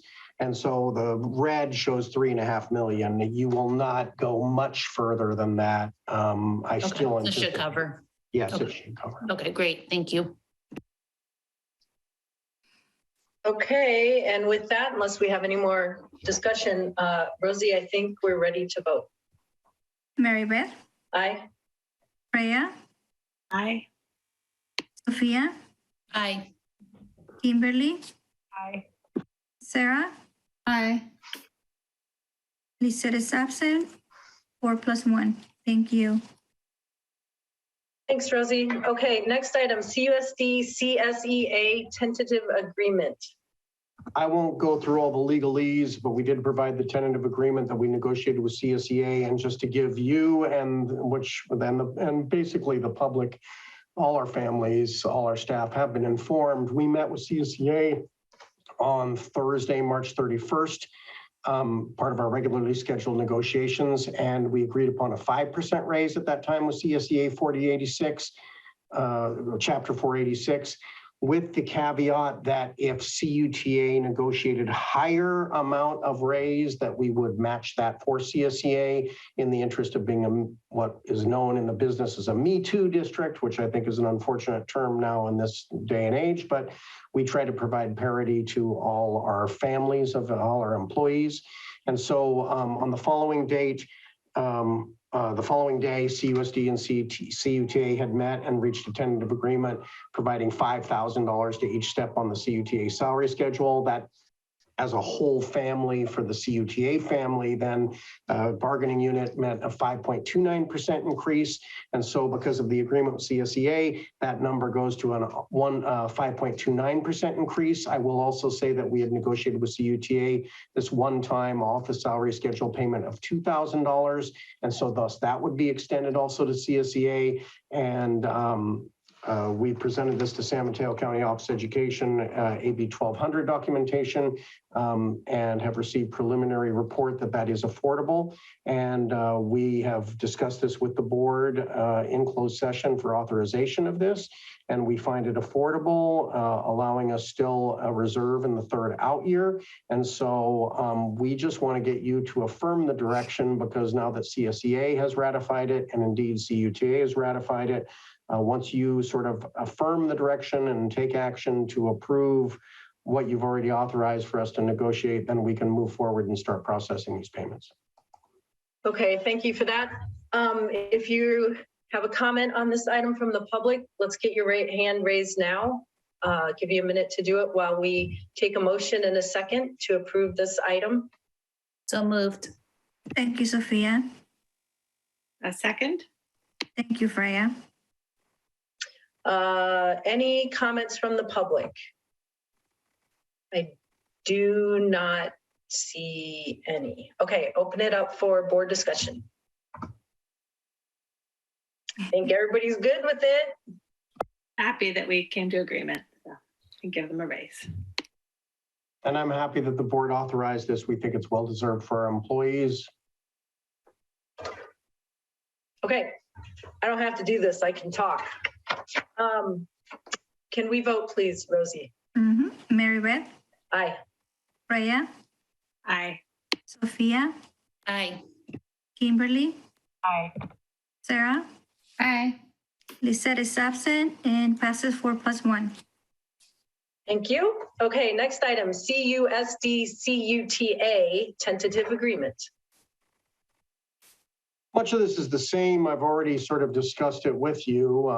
I wrote the memos for this. It's the same story. We met on March 31st with CSEA. We met on April Fool's Day with CUTA and the 1st of April, and negotiated these agreements. And you've heard what they are. For CUTA in particular, it is a $5,000 on every step of the salary schedule. When you look at that as a bargaining unit in the aggregate, that is a 5.29% increase.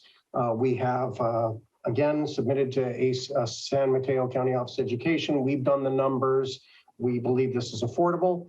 And there is a $2,000 one-time off the salary schedule payment. And we would recommend you also approve this so that we can proceed with processing those payments.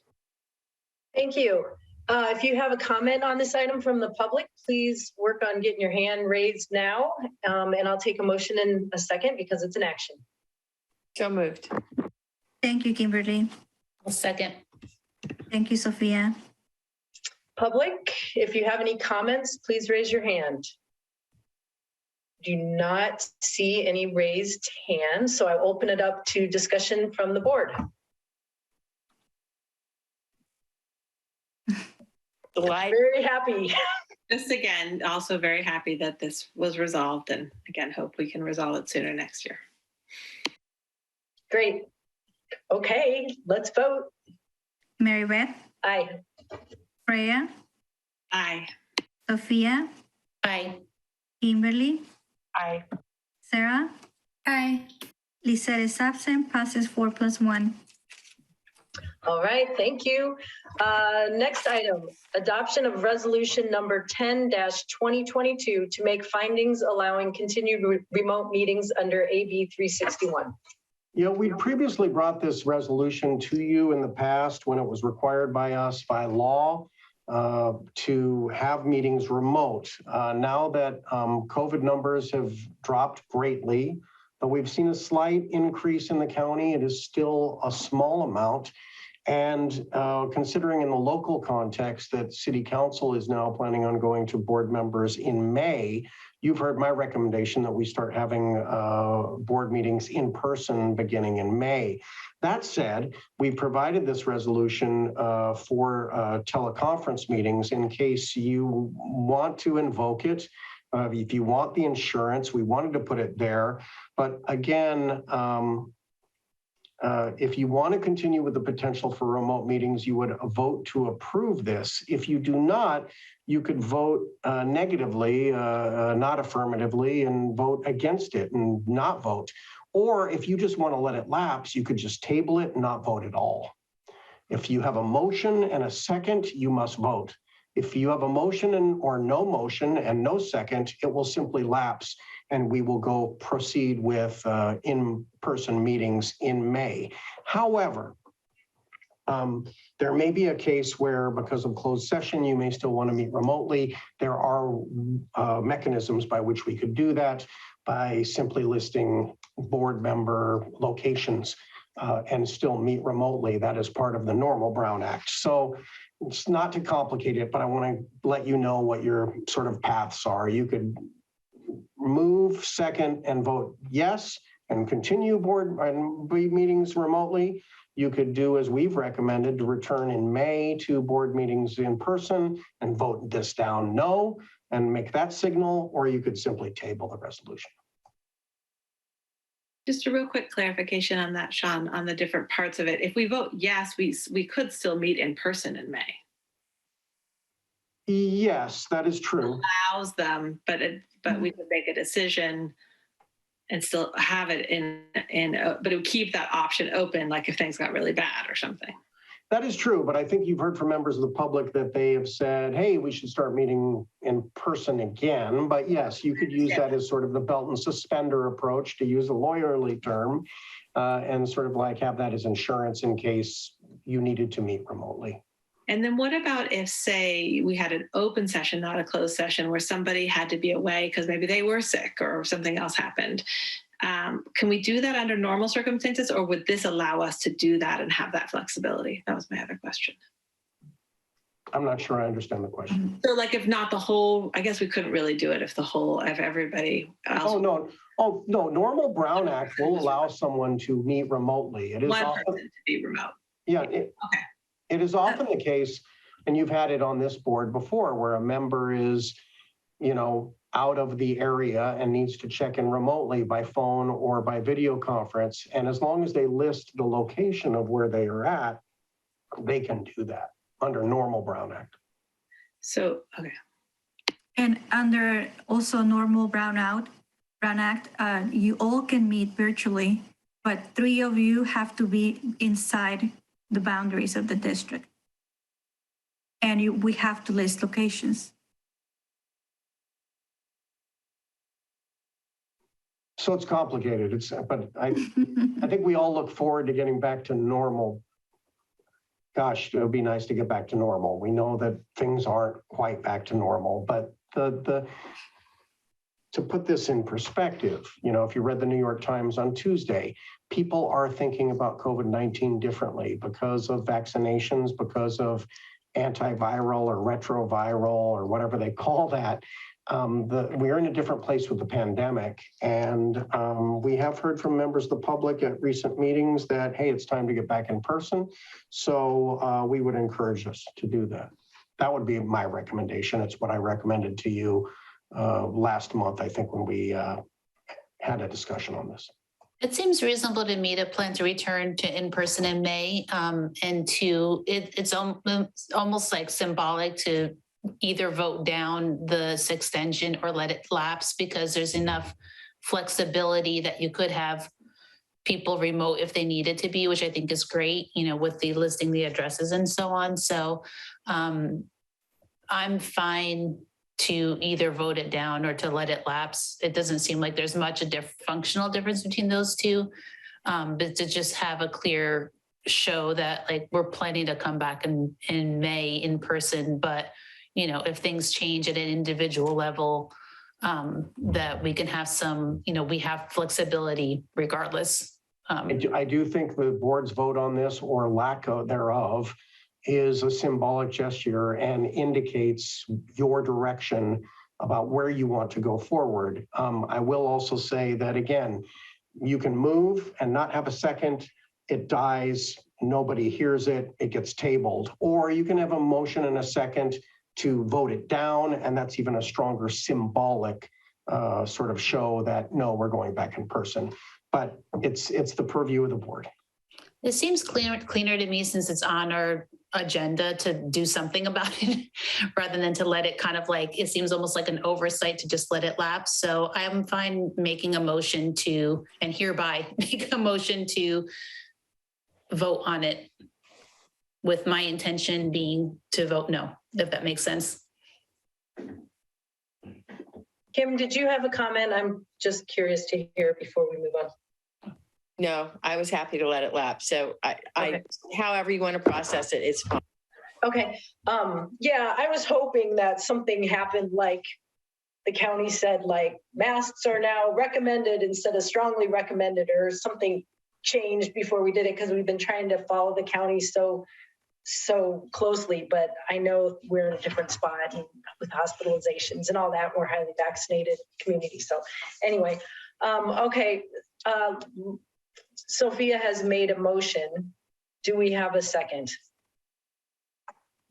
And then we can vote yes or no. Yes means we're going to stay remote. No means we're going back in person. I'll second it. I'll vote. I'll second it so we can vote on it. Thank you, Mayor. So it looks like we check the box. So just on comments, I do think that we've mentioned this before, but one of the silver linings has been that people can attend the board meetings in real time on video. So I don't know if there's some way of making that happen for May. And I also would ask that maybe we try and make sure that we meet maybe we don't meet in the board meeting, maybe we meet in the Cunha Library or some other library, someplace that's a little bit larger, just in case people feel uncomfortable and want to have a little bit more space. Those would be my two comments before voting. I'll make a comment too, just that I think there are a number of modifications. I don't think we should go back to the way in-person meetings were before. Like I fully agree with that maintaining the YouTube streaming would be a great option, considering a bigger space, especially in the beginning when we don't know how many people are going to be attending and what people's comfort level is, seems reasonable. I would also probably advocate for some breaks. It's hard to sit for 4 or 5 hours in a row and, my back starts to go out. So if we can kind of plan for 90-minute breaks, to just like get up and stretch, or bio breaks or whatever, I think, and mask breaks, because presumably many of us we might even be required to wear masks. I'm not really sure if there'll be a mask requirement or not, but many of us will probably choose to wear them. So it'd be nice to have, some period. Again, 90 minutes is often an industry standard of like meeting duration. So, having some mask breaks would be good too. So just to speak to that, it is going to still be strongly recommended unless the state tells us it's just recommended. Okay. But you'll see when most of us are out there and about, when we strongly recommend, I'm continuing to wear a mask when I'm with the public. I would strongly recommend, and I would say this board needs to provide a role model to mask up during these meetings, because we will be indoors.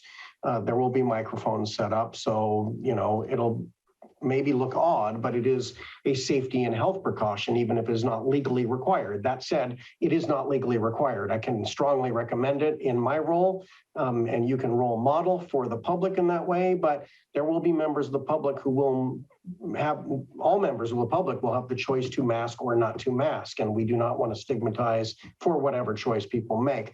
I will also say that it is completely up to the board, and as a parliamentary procedure kind of thing, the president or any member at any time can make a motion to take a break, and you can convene among yourselves, and we move that we have a recess. And after 90 minutes or however long it is, ask for a recess. And it is entirely possible too that a board member could leave to take a bio break or whatever, or to take a mask break. And leave the dais. And so there's that. So I think that's all good. I think we can stream live the meeting. Rosie, I think we've talked about that. Operating in a more hybrid sense is kind of beyond our staff capacity. Mm-hmm. That makes sense. Did I ask for public comment on this? You did. I do that? Okay. Just making sure. Losing it. Okay. Are we ready to vote? Okay, Rosie, can we vote, please? Mary Beth? No. Nay. Freya, Oh, whoops, no. Sophia, No. Kimberly, Oh. Sarah, No, if it's what I think it is. No means we're going to go in person next month. Okay, yeah, no. The thing was saying, if you vote yes, we can stay remote. So if you vote Okay, no, we perfect. go back. Thank you. Yeah, no. And remember the caveat that if someone needs to be remote because they're away from the district, as long as we have 3 members of quorum that are within the district limits, which is all the way from Montera, all the way to Woodside, I suppose, up on the mountain. I think, Rosie, that's still okay. And then other people could, but ostensibly you could be remote. And we will talk about closed session and how we want to agendize for closed session and notice for closed session in case the board wants to continue to meet closed session remotely. But for a matter of the public and because of what you've heard from the public, I think this is a strong symbolic action to say, just like City Council of Half Moon Bay, that you will start meeting in person again in May. so I have 4 + 1 no votes. This item did not pass. Which is what we wanted. Weird that I should recommend, please, staff recommends you vote this down, but it's kind of the weird path we had to go through. So thank you very much for that. Okay, back to our proclamations. H, we're going back to 5H. Adoption of proclamation declaring May 9th through 13th, 2022 as Student Mental Health Week. I am not going to read this verbatim. I've been admonished by my board president to try to get this short. So not admonished, but when we're like hurrying as fast as we can to finish by midnight.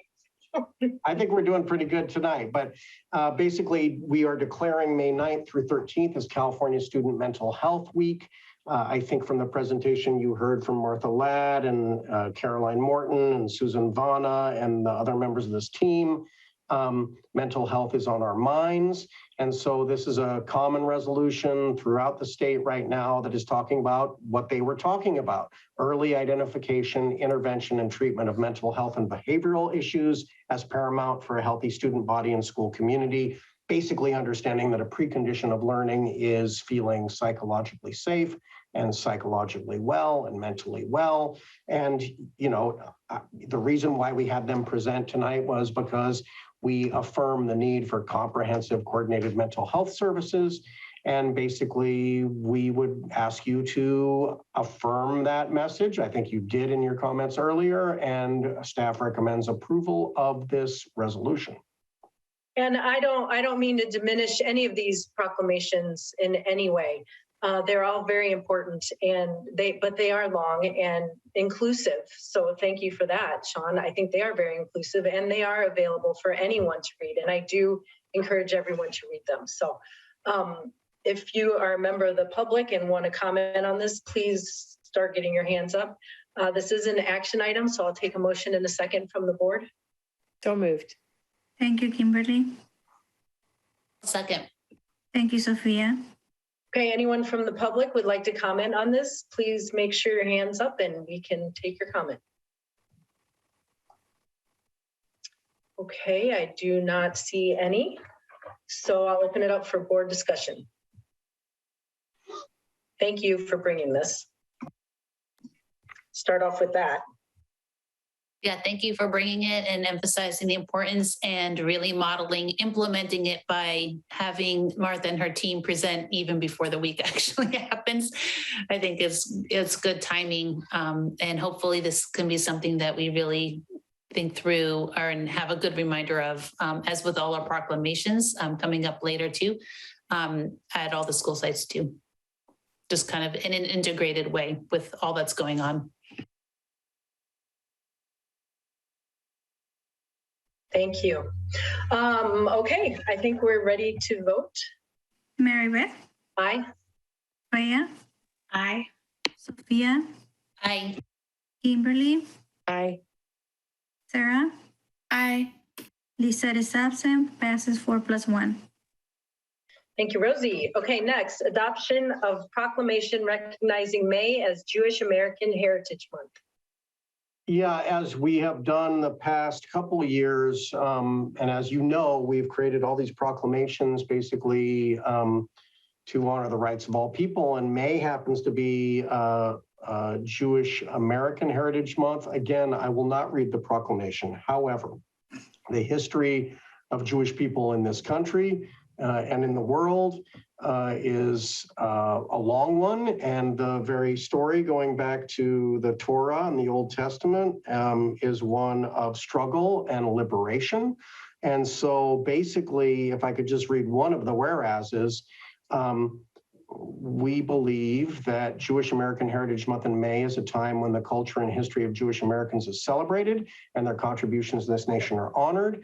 And Cabrillo Unified School District recognizes May as Jewish American Heritage Month, and we encourage all Coastside family, students, and staff to acknowledge and honor Jewish Americans for their accomplishments, outstanding service to the Coastside, California, and the nation writ large.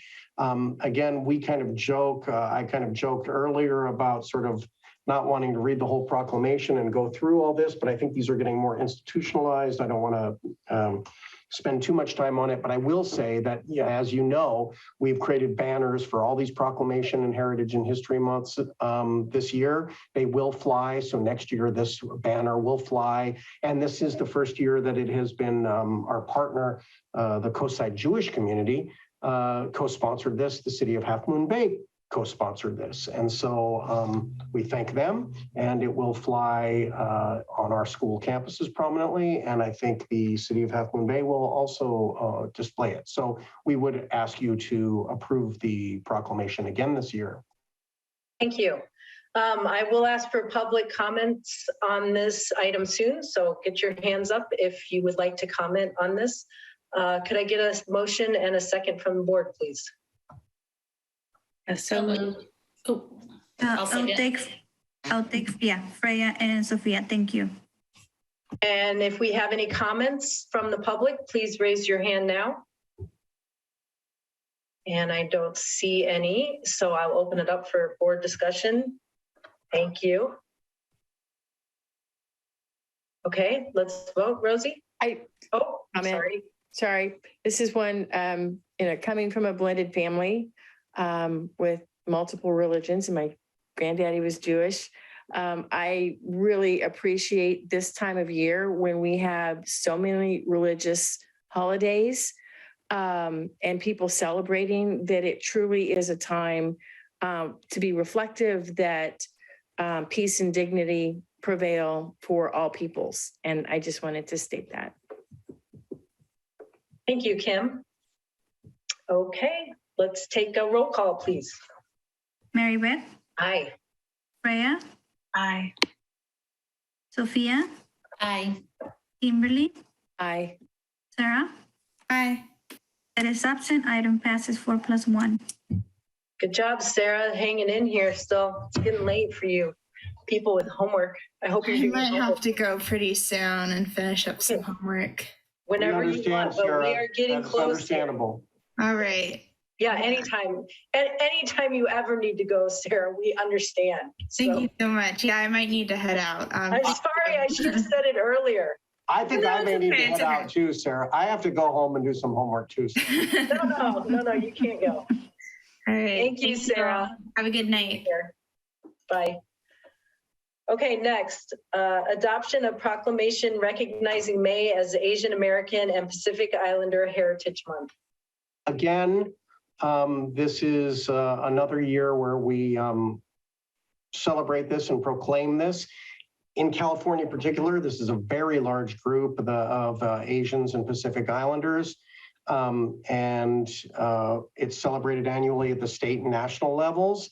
And we should remember our heritage and history and understand the contributions of Asian and Pacific Islanders, particularly with the struggles they have faced too, with discrimination. And that continues. It's indeed increased recently in recent years. And so again, we would ask you to proclaim the month of May as Asian Pacific Islander month. And we call upon our schools and our staff and our students and families to observe it And we also have a banner for this month to celebrate it. And this one is also co-sponsored by the City of Half Moon Bay and this year, the College of San Mateo's MANA organization, just like the African American History Month was co-sponsored by the Umoja student organization at College of San Mateo. This is co-sponsored by MANA, which is a Asian Pacific Islander affinity group of students at College of San Mateo. We would ask the board to approve. Thank you. If anyone from the public has a comment, please work on getting your hand up. And then I'll take a motion in a second from the board. So moved. I'll take Kimberly and second Sophia. Thank you. And any comments from the public?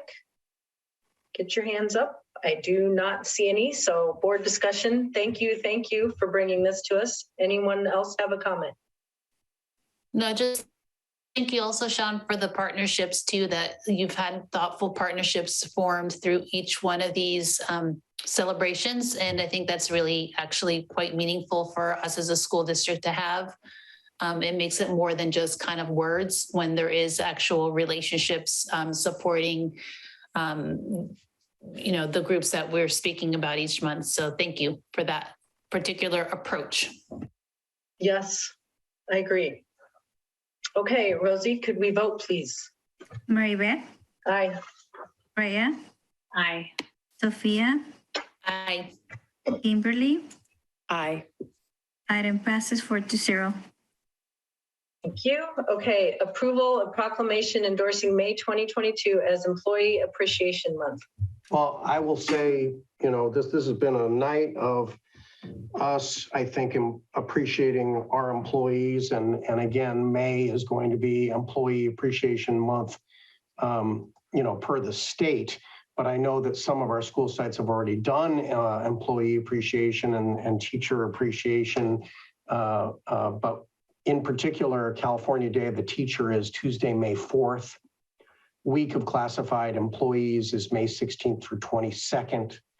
And knowing as we do how challenging and difficult and rewarding the work is of being an educator or being a support staff in a school district, we do celebrate every year May as Employee Appreciation Month.